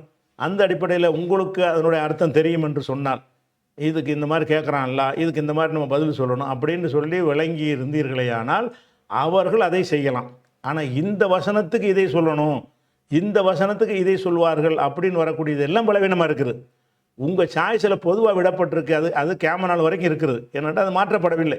ரசூல் ஸல்லல்லாஹு அலைஹி வஸல்லம் ஓதினார்கள்னால் அதை செயல் வடிவம் கொடுப்பார்கள். ரஹமத்துடைய ஆயத்து வந்தால் ரஹமத்தை கேட்பார்கள், அதாபுடைய ஆயத்து வந்தால் அதாபிலிருந்து பாதுகாப்பு தேடுவார்கள், பாவ மன்னிப்பு ஆயத்து வந்தால் பாவ மன்னிப்பு தேடுவார்கள் அப்படிங்கிறது இருக்குது. அதை நம்ம செய்யலாமான்னா செய்யலாம். ஆனால் இந்த உதாரணமாக எடுத்துக்கிறேன். இப்படி உதாரணமாக அபுதாவுதில் ஒரு ஹதீஸ் வருது. எப்படி வருதுன்னு கேட்டால் ஒத்தீனி ஜெய்தூனின்னு ஒரு சூறா இருக்குது, ஒத்தீனுங்கிற சூறா. அதனுடைய இறுதியில் எப்படி வரும்னு கேட்டால் அலைசல்லாஹு பிஹக்கமில் ஹாக்கிமீன், அல்லாஹு தீர்ப்பளிப்பவர்களுக்கெல்லாம் மிகச்சிறந்த தீர்ப்பு அளிப்போன் இல்லையான்னு இருக்க முடியும் அந்த சூறா. அப்போ என்ன செய்யணும்னு கேட்டால் அந்த நேரத்தில் பொல்லியக்குள் அவர் சொல்லட்டும், ஆனால் அல்லாத அலிக்கு மினஷாஹிதீன், நான் அதுக்கு சாட்சி சொல்கிறேன், அல்லாஹ் தீர்ப்பளிப்பவன் தான். இந்த வார்த்தையை சொன்னால் இந்த வார்த்தையை சொல்லுங்கள் ரசூல்லா சொன்னாங்களாம். ஒரு ஹதீஸ் வருது, என்ன வருது, யார் ஒருத்தர் மன்கரா மின்கும் ஒத்தீனி ஒ ஜெய்தூன்கிற சூறாவை யார் ஓதி ஃபன்தஹா இல் ஆஹிரியா கடைசி வரைக்கும் விடுகிறாரோ, அலைசல்லாஹு பிஹக்கமில் ஹாக்கிமீன் இதை சொல்லுகிறாரோ, அதுக்கு என்ன அர்த்தம், அல்லாஹ் சிறந்த தீர்ப்பளிப்பவன் இல்லையா இல்லையான்னு கொஸ்டின் இருக்குல்ல, அதுக்கு நம்ம ஒரு பதில் சொல்லணும்ல. இல்லையான்னு அந்த வார்த்தை வரும்போது என்ன செய்யணும்னு கேட்டால் ஃபொல்லியக்குள், அவர் கேட்பவர் சொல்ல வேண்டும், ஓதியவர் சொல்ல வேண்டும், பலா நீ தீர்ப்பளிப்பவன் தான், ஆனால் அலா தாலிக்க மினஷாஹிதீன் நான் அதுக்கு சாட்சியாக இருக்கிறேன் என்று சொல்லட்டும். இப்படி ஒரு அதே மாதிரி ஒமன் கரா லாவுக்கு யௌமில் கியாமா, இதெல்லாம் அகல் ஹதீஸில் சொல்லுவாங்க. இதை வச்சுக்கிட்டு அகல் ஹதீஸ் பள்ளியில் இது சொல்லுவாங்க. ஆனால் இதெல்லாம் ஹதீஸும் பலவீனமானது. ஒமன் கரா லா உக்ஸிம் யௌமில் கியாமா, லா உக்ஸிம் யௌமில் கியாமாங்கிற சூறாவை ஒருத்தர் ஓதி ஃபன்தஹா இலா அலை சதாலிக்கு பி காதிரின் அலா யுஹியல் மௌத்தா, இப்படிப்பட்ட ஒரு இறைவன் இறந்தவர்களை உயிர்ப்பிக்க சக்தி உள்ளவன் இல்லையா அப்படின்னு இந்த வசனம் முடியும். அதை கேட்டோன்னு சொன்ன பலான்னு சொல்லணும், ஆமாம் சக்தி உள்ளவன் தான் அப்படின்னு சொல்லணும். அதே மாதிரி ஒல் முர்சலாத்துங்கிற சூறா ஓதும் பொழுது ஃபபி ஐய ஹதீஸின் பாதஹு யூமினூன், இதற்கு பிறகு வேறு எந்த செய்தியைத்தான் இவர்கள் நம்ப போகிறார்கள் அப்படின்னு அந்த வாசகம் முடியும். அப்போ அதை கேட்டோன்னு என்ன செய்யணும்னா ஃபொல்லியக்குள் ஆமன்னா பில்லா, நாங்கள் நம்புகிறோம் என்று சொல்லட்டும் அப்படின்னு சொல்லி இந்த 3 விஷயத்துக்கு 3 வசனத்தை சொல்லி அந்த 3 வசனத்திற்கு என்னென்ன மாதிரி ரிப்ளை கொடுக்கணும்னு ரசூலுல்லாஹ் சொன்னாங்கன்னு ஒரு ஹதீஸ் வருது. இந்த ஹதீஸ் எங்கே வருதுன்னு கேட்டால் அபூதாவுதில் வருது. அபூதாவில் எப்படி வருதுன்னு கேட்டால் இஸ்மாயில் இப்னு உமையாங்கிறவர் சொல்கிறாரு, ஒரு கிராமவாசி சொல்ல நான் கேட்டேன், அபூ ஹுரைரா சொன்னதாக ஒரு கிராமத்தார் எனக்கு சொன்னாருங்கிற. கிராமத்தார்னா யார்? ஆராபி கிராமவாசி சொன்னார்னு வரக்கூடியலாம் ஹதீஸில் ஏற்றுக்குருவாங்களா? முதல்ல பேரை சொன்னாலே டீட்டெயில் கேட்பாங்க. இவர் பேரையும் காணா உன்னையும் காணா, எந்த கிராமத்து ஆளுங்கிறதையும் காணாம். ஒரு கிராமவாசி சமயத்து ஆராபியன் எக்கூடு, ஒரு கிராமவாசி சொன்னதை நான் கேட்டேன்னு சொன்னால் இதெல்லாம் தூக்கி எறியப்படக்கூடிய ஒரு தகுதியில் உள்ள ஹதீஸுகள். இந்த செய்தி அபூதாவுதில் வருது, கிராமவாசி சொன்னதாகத்தான் வருகிறது. அதே மாதிரி ஹாக்கிமில் வரக்கூடிய ஒரு ஹதீஸில் என்ன வருதுன்னு கேட்டால் இதே விஷயம், அலைசல்லாஹுபி காதிரின் அலாஹில் மூத்தான்னு சொல்லும்போது பலான்னு சொல்லணும், அலைசல்லாஹுபி அஹ்கமில் ஹாக்கிமின்னு சொல்லும்போது பலான்னு சொல்லணும் அப்படின்ற ரசூலுல்லாஹ் சொன்னதாக அபூ ஹுரைரா அறிவிக்கிற ஹதீஸை அபுல் யஸா என்பவர் அறிவிக்கிறாரு. இவர் மஜ்ஹூல், யாருன்னே தெரியாதவர். அதே மாதிரி அவரிடமிருந்து இஸ்மாயில் இப்னு உமையா அறிவிக்கிறாரு, அவரிடமிருந்து யஸீத் இப்னு இயால் அறிவிக்கிறாரு. இவர் முன்கருள் ஹதீஸ், இவர் ஹதீஸுகளில் நிராகரிக்கப்பட்ட ஹதீஸுகளை அறிவிக்கக்கூடிய ஒரு ஆள் என்று சொல்லி இந்த ஹதீஸும் பலவீனமாக இருக்குது. ஹாக்கிமில் இருக்கக்கூடிய ஒரு ஹதீஸ் இதே விஷயந்தான். அதே மாதிரி ஷோபுல் ஈமான் பைஹக்கியில் என்ன இருக்குன்னு கேட்டால் இதே அறிவிப்பாளர் கொண்டு தான் வருகிறது. அதே மாதிரி அப்துல் ரஸாக்கும் சன்னப் அப்துல் ரஸாக்கில் என்ன வருதுன்னு கேட்டால் இதே விஷயத்தை இஸ்மாயில் ரசூலுல்லாஹ் சொன்னதாக இஸ்மாயில் இப்னு உமையா சொல்கிறாரு. இவர் சஹாபியே கிடையாது, இவர் தாபியைக்கும் பிந்தின ஒரு ஆள், இவர் ரசூலுல்லாஹ் காலத்தில் உள்ளவர் கிடையாது. அவர் இந்த மாதிரி ரசூலுல்லாஹ் சொன்னதாக அறிவிக்கிறதாக முசன்னப் அப்துல் ரஸாக்கில் வருகிறது. அதே மாதிரி இவ்வளோ தான் மொத்தமே. ஒரு ஆராபி சொல்லுவார், இல்லைன்னா இந்த இஸ்மாயில் இப்னு உமையாங்கிறவர் சொல்லுவார், இவர் சஹாபி கிடையாது. இது மாதிரியான ஆட்கள் வழியாக இப்படி வருகிறது. அதனால் இந்த சூறாவுக்கு இந்த வார்த்தைக்கு இது, இந்த வார்த்தைக்கு இதுன்னு சொல்லக்கூடிய எதுவுமே ஆத்தண்டிக்கானதாக இல்லை, பலவீனமாக இருக்கிறது. அதே நேரத்தில் ஒரு பொதுவான அனுமதி இருக்குதுன்னு கேட்டால் அஜமிகளுக்கெல்லாம் முடியாது. அரபியிலே நல்லா வாசிக்கிட்டு இருக்கும்போதே தாய்மொழி மாதிரி அவருக்கு அர்த்தம் விளங்கணும். அப்படிப்பட்டவராக இருப்பாரையானால் அவர் தனியாக ஓதிக்கொள்ளும்போது இரவு தொழுகையில் ஓதும்போது என்ன செய்யலாம், அந்த வசனத்திற்கு செயல் வடிவம் கொடுத்து போகலாம். அப்படி இல்லாமல் ஜமாத்தில் தொழுகையில் சொன்னீங்கன்னா அதையும் சேர்த்து வசனமாக மக்கள் மனப்பாடம் பண்ணிக்கிறாங்க. அப்புறமேலு ரசூலுல்லாஹ் ஓதிவிட்டு பாவ மன்னிப்பு தேட்டாங்கன்னு வைங்க, அது ஒரு வசனமாக மக்கள் மனப்பாடம் பண்ணிடுவாங்க. அந்த மாதிரி ரசூல் ஸல்லல்லாஹு அலைஹி வஸல்லம் ஜமாத்து தொழுகையில் பண்ணலை, இரவு தொழுகையில் பண்ணியிருக்காங்க. ஒரு ஆள் பின்னாடி நின்று தொழுதை கேட்டிருக்கிறார், அவ்வளோதான். மழை பெய்யும் போது சமீம் கூத்தானோடு கேட்குறார், மழை பெய்யும் போது மழையில் நனைவது சுன்னத்து என்று ஒரு இமாம் பயான் செய்கிறார். ஆங்கில பயான் அது. நபி அவர்கள் இதுபோல் உடம்பு நனையும் வரை மழையில் நிற்பார்கள் என்று கூறுகிறார். அனஸ் அறிவித்த ஹதீஸ் முஸ்லிமில் உள்ளது என்றும் கூறுகிறார். இது சரியா? அப்படி ஏதேனும் ஹதீஸ் உள்ளதா அப்படின்னு கேட்குறாங்க. அப்படி ஹதீஸ் இருக்கிறது. என்ன ஹதீஸ் இருக்குன்னா முஸ்லீமில் இருக்கிறது. அனஸ் அறிவிக்கிறாங்க, அசாபனா ஒ நஹனு மா ரசூலில்லாஹி ஸல்லல்லாஹு அலைஹி வஸல்லம் மத்தருன், நாங்கள் நபிகள் நாயகம் ஸல்லல்லாஹு அலைஹி வஸல்லம் அவங்களோட இருக்கும் பொழுது எங்களுக்கு மழை பொழிந்தது. ரசூலுல்லாவோடு நாங்கள் இருக்கும்போது ஒரு நாள் மழை பொழிந்தது. மழை பொழிந்த உடனே ஹசர ரசூலுல்லாஹி ஸல்லல்லாஹு அலைஹி வஸல்லம் சௌபஹு, ரசூல் ஸல்லல்லாஹு அலைஹி வஸல்லம் அவர்கள் தமது ஆடையை விளக்கினார்கள். ஹத்தா அசாபஹு மினல் மத்ரி, மழை அவங்க மீது படுவதற்காக வேண்டி ஒரு ட்ரெஸ் போட்டிருப்பாங்கல்ல, இப்போ ஒரு இப்படி விளக்கி அந்த தண்ணி மேலே படுற மாதிரி அவங்க செஞ்சாங்க. இப்போ குள்னா நாங்கள் கேட்டோம், யாரை சொல்லலாம் லிமசனகத்தகாதா, ஏன் இப்படி செஞ்சீங்க என்று நாங்கள் கேட்டோம். அவங்க சொன்னாங்க, என்னவோ ஹதீஸ் ஹதீம் ரப்பிஹி தாலா, இறைவனிடமிருந்து வரக்கூடிய முதல் ஒரு அருட்குடை, இது ஃபஸ்ட்டு அருட்குடையாக இருக்கிறது. அப்படிங்கிறதுனால நான் வந்து ஃபஸ்ட்டு மழைன்னு வரும்போது அல்லாஹ்வுடைய அருள் வருது, ரொம்ப நாளைக்கு பிறகு வருதுன்னு சொல்லி அதை அதை அதை வந்து ரசித்து நான் என்ன செஞ்சேன், அதை செஞ்சேங்கிறாங்க. அப்போ அந்த மாதிரி நம்மளும் என்ன செய்யலாம்னு கேட்டால், மழைன்னு சொன்னால் டெய்லி மழை பெய்கிற ஊரில் செஞ்சு விடாதீங்க. அங்கே 2 வருஷத்துக்கு 3 வருஷத்துக்கு மழை பெய்யும், 6 மாதத்துக்கு ஒருக்க மழை பெய்யும். அந்த மாதிரி மழை பெய்யும்போது முதல் மழை பெய்யும்போது மழை சீசனில் டெய்லி பெய்யும், காலையில் ஒன்று பெய்யும், சாயந்தரம் ஒன்று பெய்யும். அதெல்லாம் வந்துக்கிட்டு அப்படி செய்யணும்னு இந்த ஹதீஸ் சொல்லலை. இந்த ஹதீஸ் என்ன செய்யுதுன்னா, ஹதீஸ் அகதீன் ரப்பிஹி, ரப்புடமிருந்து முதல் தடவையாக இது வருகிறதுன்னு சொன்னால் ஒரு நீண்ட கேப்புக்கு பிறகு வரக்கூடிய ஒரு மழை. அப்போ நீண்ட காலத்துக்கு பிறகு ஒரு ஃபஸ்ட்டு மழை வரும்போது இப்போ நின்றோம்னா என்ன செய்யணும், சட்டை போட்டதாக கரெக்டு உடம்புல படுற மாதிரி செஞ்சுக்கிட்டோம்னு சொன்னால் அது நபி சொல்லி காரணத்தை சொல்லிட்டாங்கல்ல. வெறும் செயலாக இருந்தால் அது பின்பற்ற தேவையில்லை, ஒரு ரீசன் சொல்லிட்டாங்கல்ல. ஏன் இப்படி செஞ்சேன்னு கேட்கும்போது அதுக்கு ஒரு காரணத்தை வந்து அல்லாஹ்வோட தொடர்புபடுத்தி ஒரு காரணம் சொல்லிட்டதுனால அது மழையில் நினைகிறதுங்கிறது வந்து சரிதான், அது செய்யலாம். அவங்க தான் செய்கிறது ஒரு நபியுடைய ஒரு வழிமுறை சுன்னத்து என்று எடுத்துக்கொள்ளலாம். சரியாக தான் சொல்லியிருக்காரு. அப்புறம் அக்கௌண்டில் வட்டி பணமாக ஒரு தொகை பணம் இருக்கிறது, அதை அப்படி விட்டுவிட்டோம்.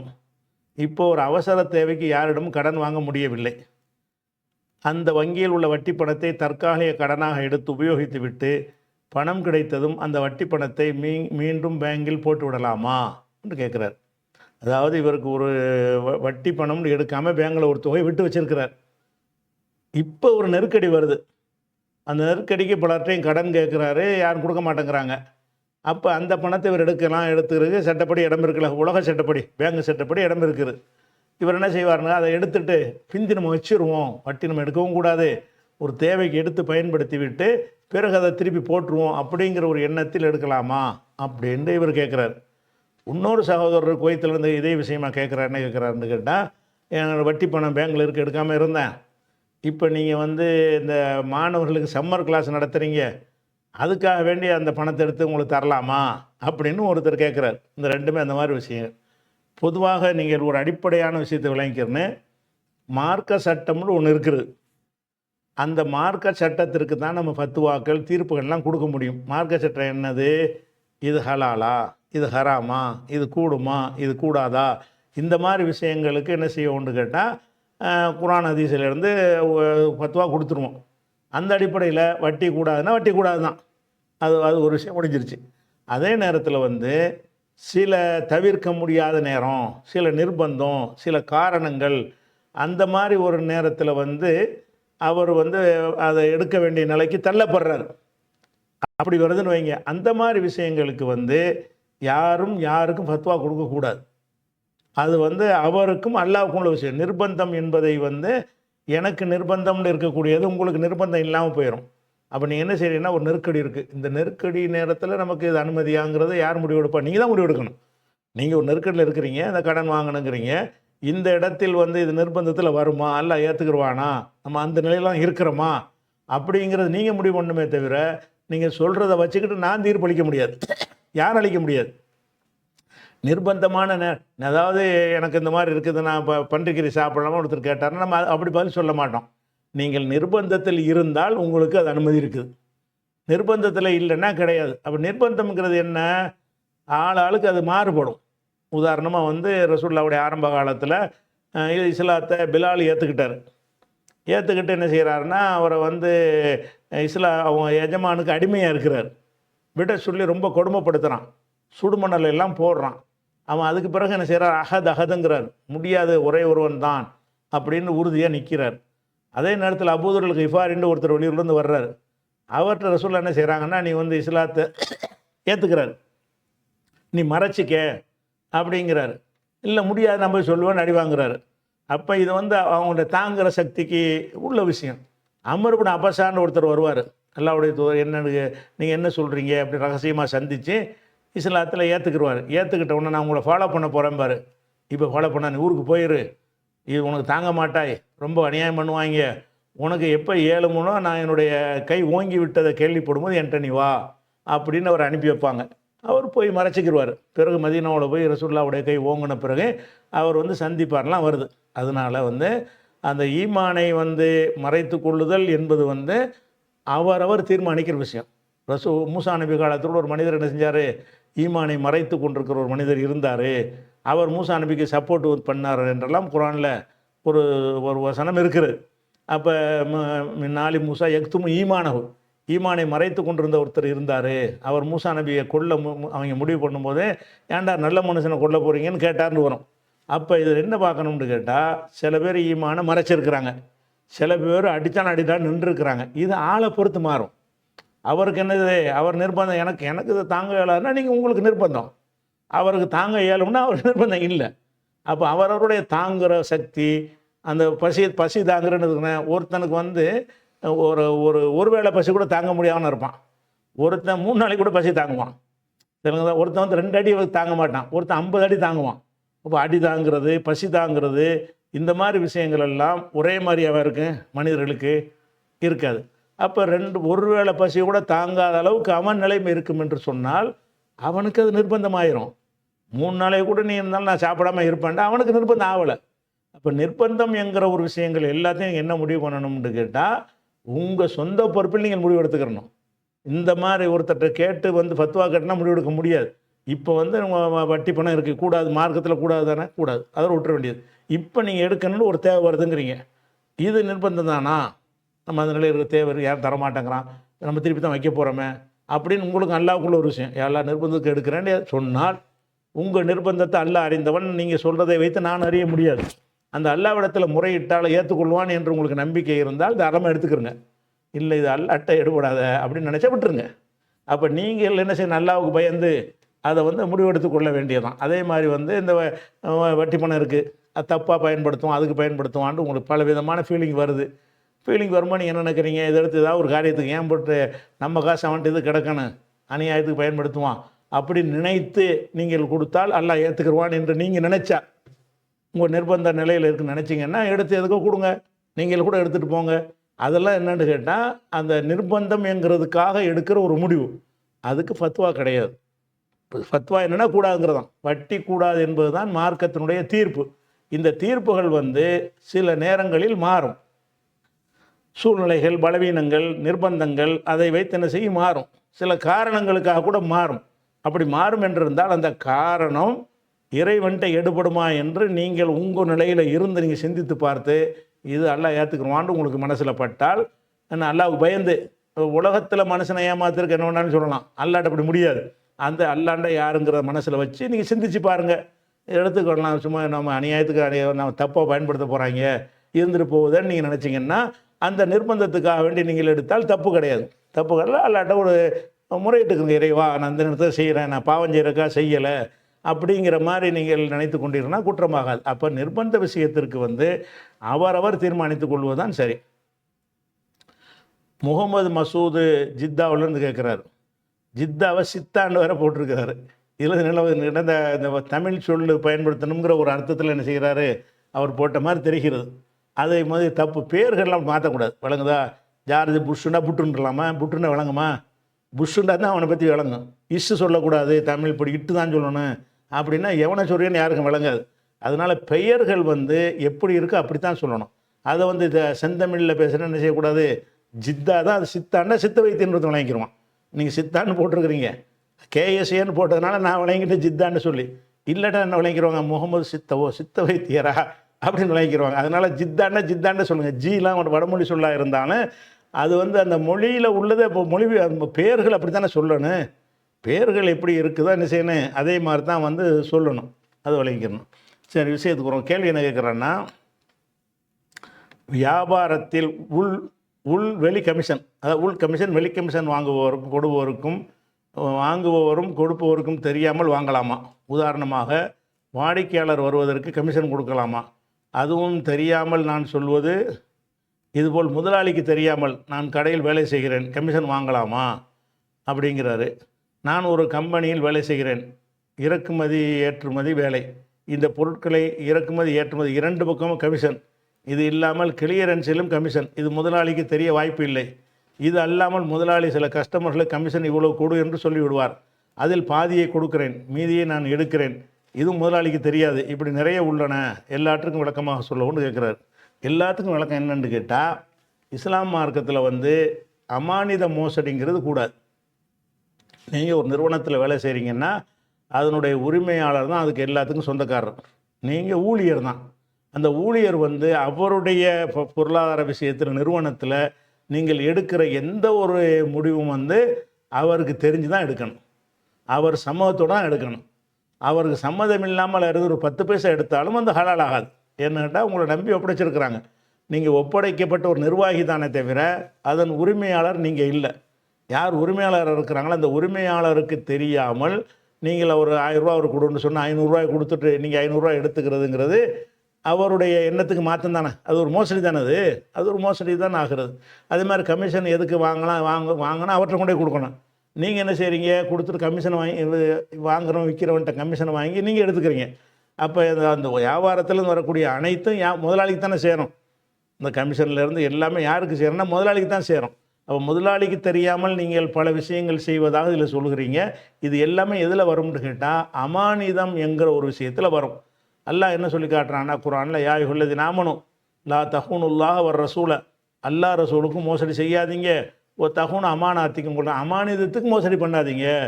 அல்லாவை ஏமாத்தாதீங்க, ரசூலை ஏமாத்தாதீங்கன்னு சொல்லிட்டு அமானிதத்திலும் மோசடி செய்யாதீர்கள் என்று அல்லாஹ் என்ன செய்யறான், கண்டிக்கிறான். 8வது சூறாவில் 27வது வசனத்தில் அல்லாஹ் சொல்லி காட்டுகிறான். அதே மாதிரி 4வது அத்தியாயத்தில் 58வது வசனத்தில் அல்லாஹ் சொல்கிறான், இன்னல்லாஹ யஅமுருக்கும் அன் துஅத்துல் அமானாத்தி இலா அஹ்லிஹா, அமானிதங்களை அதற்கு உரியவரிடம் ஒப்படைக்குமாறு அல்லாஹ் உங்களுக்கு கட்டளையிடுகிறான். அப்போ உங்களோட அமானிதமாக என்ன செய்கிறாரு, இந்த நாளுக்கு 1000 ரூபா கொடுங்குறாரு. உரியவர் யார், அந்த யாரை கொடுக்க சொன்னார் அவர் தான் உரியவர். அவருக்கு நீங்கள் 500 ரூபாய் கொடுத்தா அப்போ உரியவர்கிட்ட நீங்கள் ஒப்படைக்கலை. அப்போ நீங்கள் இன்னல்லாஹ யஅமுருக்கும் அன் துஅத்துல் அமானாத்தி இலா அஹ்லிஹா, அமானிதங்களை அதற்கு உரியவரிடம் ஒப்படைத்து விடுமாறு அல்லாஹ் உங்களுக்கு கட்டளையிடுகிறான்னு சொல்லும் பொழுது அவர் முதலாளி யாருக்கு எவ்வளோ கொடுக்க சொன்னாரோ அதில் நீங்கள் என்ன செய்யக்கூடாது, ஒரு சிறிய ஒரு 10 பைசா கூட நீங்கள் எடுத்துக்கொண்டால் கூட அது அமானித மோசடி தான். இது 4:58 அல்லாஹ் சொல்லி காட்டுறான். நல்ல மூமின்களுடைய அடையாளமாக அல்லாஹ் சொல்லும் பொழுது வல்லதீன ஹும் லி அமானாத்திஹிம் வஅஹதிஹிம் ராவூன், தங்களுடைய அமானிதங்களை ஒப்பந்தங்களையும் பேணிக் கொள்வார்கள் அவர்கள் தான் மூமின்கள் அப்படின்னு சொல்லி 23:8 வசனத்திலையும் 70:32 வசனத்திலையும் எல்லாம் செய்கிறான் சொல்லி காட்டுகிறான். அது போக வந்து ஒருத்தன் இப்படி செஞ்சான்னா முனாஃபிக்கில் வந்துடுவாங்கிறாங்க ரசூல் ஸல்லல்லாஹு அலைஹி வஸல்லம் சொல்கிறாங்க. 33வது ஹதீஸ் புகாரியில் இருக்குது. ஆயத்துல் முனாஃபிக்கு சலாசும், முனாஃபிக் என்பவனுக்கு 2 வேஷம் போடுறவனுக்கு அடையாளம் 3 இருக்கிறது. 3 அடையாளம் என்னென்னு கேட்டால், இதா ஹத்தஸ கதப, பேசுனா பொய் சொல்லுவான். ஒய்தா வாதா ஹலப, வாக்குறுதி கொடுத்தால் அது மீறுவான். ஒய்தா துமின ஹான, நம்பி ஒப்படைக்கப்பட்டால் அது மோசடி செய்வான். அப்போ நம்பி உங்கள்கிட்ட ஒப்படைக்கப்பட்டதில் உள்ளதில் அனைத்தும் அவருக்கு சொந்தமானதாக இருக்கும் பொழுது அவருக்கு தெரியாமல் நீங்கள் எதை செஞ்சாலும் அது மோசடி தான். அது மோசடி செய்து முனாஃபிக் அடையாளம் இருக்கிறதுனால அதை நீங்கள் தவிர்த்து கொள்ளணும். அதுக்கடுத்து எங்களுடைய வீட்டில் எலி தொல்லை அதிகம். எலி கூண்டை வைத்து தான் எலியை பிடிக்கிறோம். ஆனால் எலி செத்து போகாது, அடித்து கொள்ளவும் முடியலை, ஓடி போயிடுது. அதனால் அந்த எலியை நீரில் அமிழ்த்தி அவனுடைய அப்பா கொள்கிறார். இது சரியா தப்பா? எலியை பிடிச்சோன்னா அதில் செத்துட்டா பிரச்சனை இல்லை. அது கூண்டு வச்சு பிடிச்சா சாவாது. இந்த அடிக்கிற மாதிரி மிஷினில் அடித்தா செத்து போயிடும். இவர் கூண்டு வச்சு பிடிப்பாங்க போல இருக்குது. அதில் வந்து சாவ மாட்டேங்குது. அதனால் என்ன செய்வார்னா அந்த கூண்டோட கொண்டை தண்ணியில் அமுக்கி மூச்சு திணற வச்சு அதில் செத்து போயிடும். இப்படி செய்வது தப்பா சரியான்னு கேட்குறார். இதை பொறுத்த வரைக்கும் எலியை வந்து கொல்றதுக்கு மார்க்கத்தில் என்ன இருக்குது, அனுமதி இருக்குது.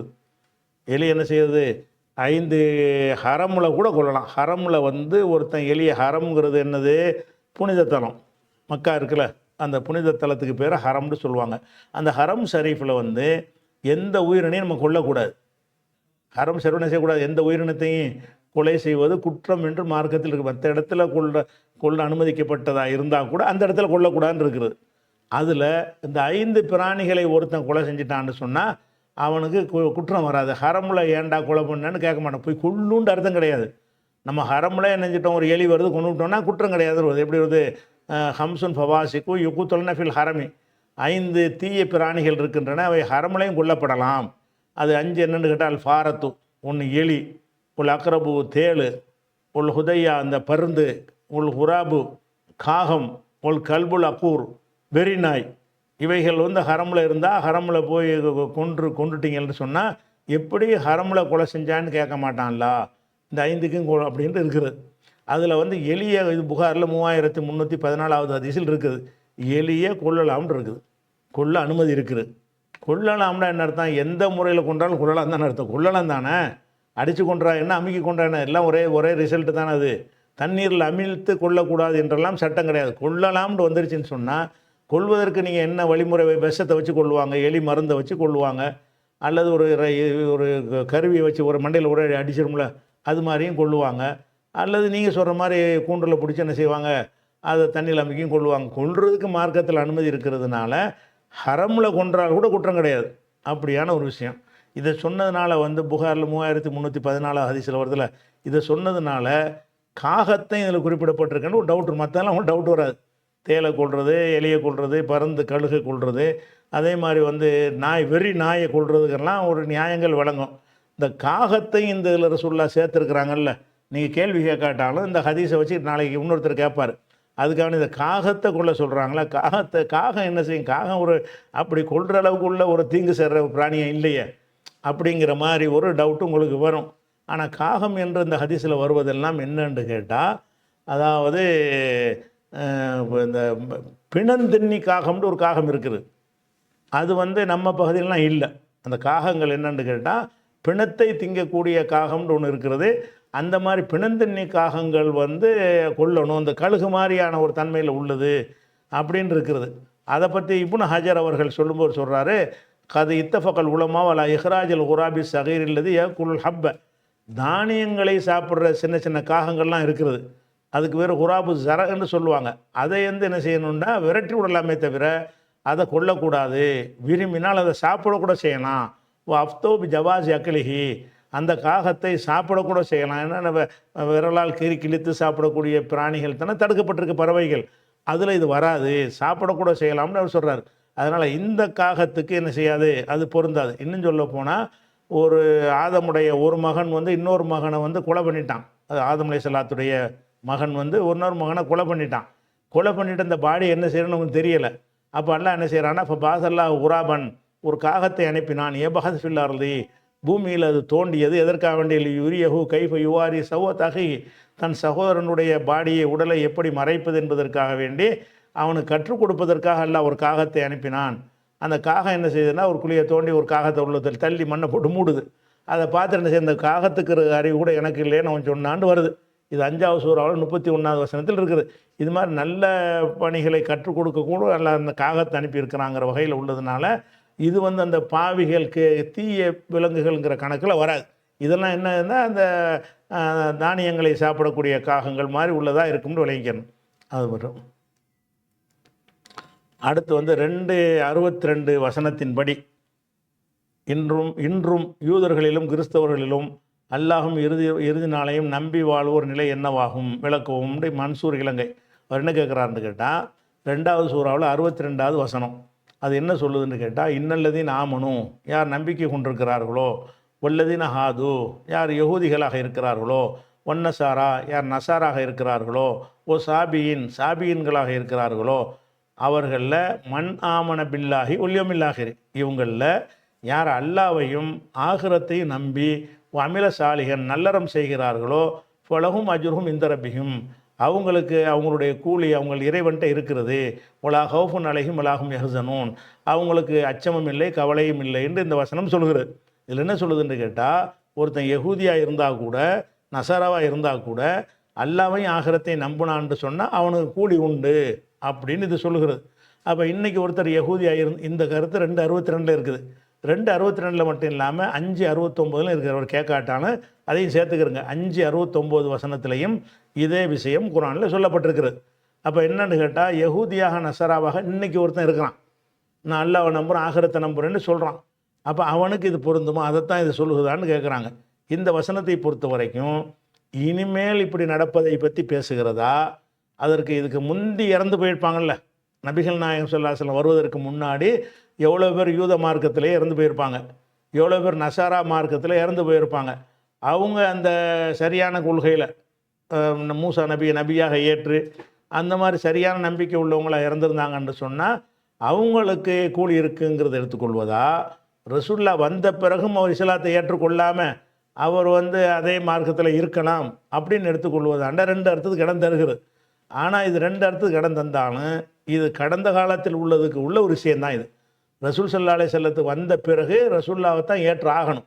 ரசூல்லா வர்றதுக்கு முன்னாடி உள்ளவங்களாக இருந்தாங்கன்னு சொன்னால் அந்த முன்னாடி உள்ள மூசா நபி காலத்தில் யூதர்கள்லாம் இருந்தாங்கள்ல, அவங்களாம் யார்? அல்லாட்ட கூடி இருக்கும்ல, ஈசா நபி காலத்தில் அவரை பின்பற்றிய சீடர்கள்லாம் இருந்தாங்களா, அவங்களாம் யார்? அவங்களாம் மூமின்கள் தானே. அப்போ அவங்களுக்கெல்லாம் கூலி தானே செய்யுது. அவங்க நபி அல்லாஹ்வுடைய நபியை தானே ஏற்றுக்கிட்டு இருக்கிறாங்க. அப்போ அந்த முந்தைய நபிமார்களை ஏற்று அவங்க சரியாக நடந்தார்கள் என்று சொன்னால் அதுவும் என்னுடைய மார்க்கமாக இருக்கிறதுனால அவங்களுக்கு கூலி இருக்கிறது, கவலை இல்லைன்னு சொல்லி கடந்த காலத்தில், அதாவது முகமது நபி வருவதற்கு முந்தைய காலத்தில் நடந்தவர்களைத்தான் இது குறிக்கிறது. இப்படித்தான் எடுத்துக்கொள்ள வேண்டும்.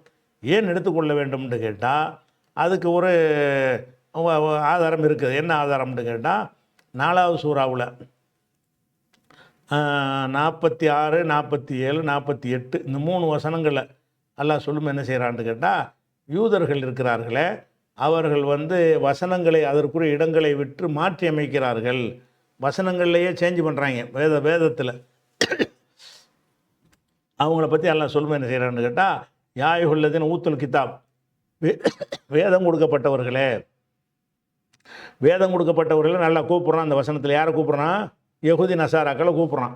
வேதம் கொடுக்கப்பட்டவர்களே ஆமினோ, நீங்கள் நம்புங்கள், பிமா நசல்னா, நாம் அருளியதை நம்புங்கள், முசத்திகன் லிமா மாக்கும், உங்களுடன் இருப்பதை மெய்ப்படுத்தக்கூடிய, உங்கள்கிட்ட வேதம் இருக்குது, தௌராத் இஞ்சில் இருக்குது, அதை மெய்ப்படுத்தக்கூடிய இந்த குரானை நீங்கள் நம்புங்கள்.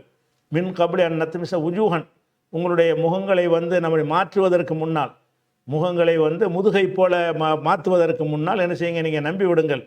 அவ் நல்லானகும் கமாலா அண்ணா அசாப சபத்தி, சனிக்கிழமை வாசிகளை சபித்தது போல சபிப்பதற்கு முன்னாடி நீங்கள் என்ன செய்யுங்க, உங்களை திருத்தி கொள்ளுங்கள், நம்பிக்கை கொள்ளுங்கள் எல்லாம் சொல்லி காட்டுறான்.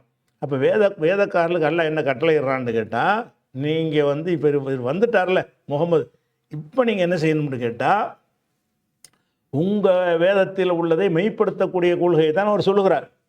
நீங்கள் திருத்தினது மாற்றினது அதுக்கு வேண்டாம் மாற்றமாக பேசுவார். ஒரிஜினலாக அல்லாட்டிருந்து வந்திருக்கும்ல இந்த வேதம், அதில் என்ன சொல்லப்படுதோ அதை மெய்ப்படுத்தக்கூடியவராகத்தான் இவர் வந்திருக்கிறார்.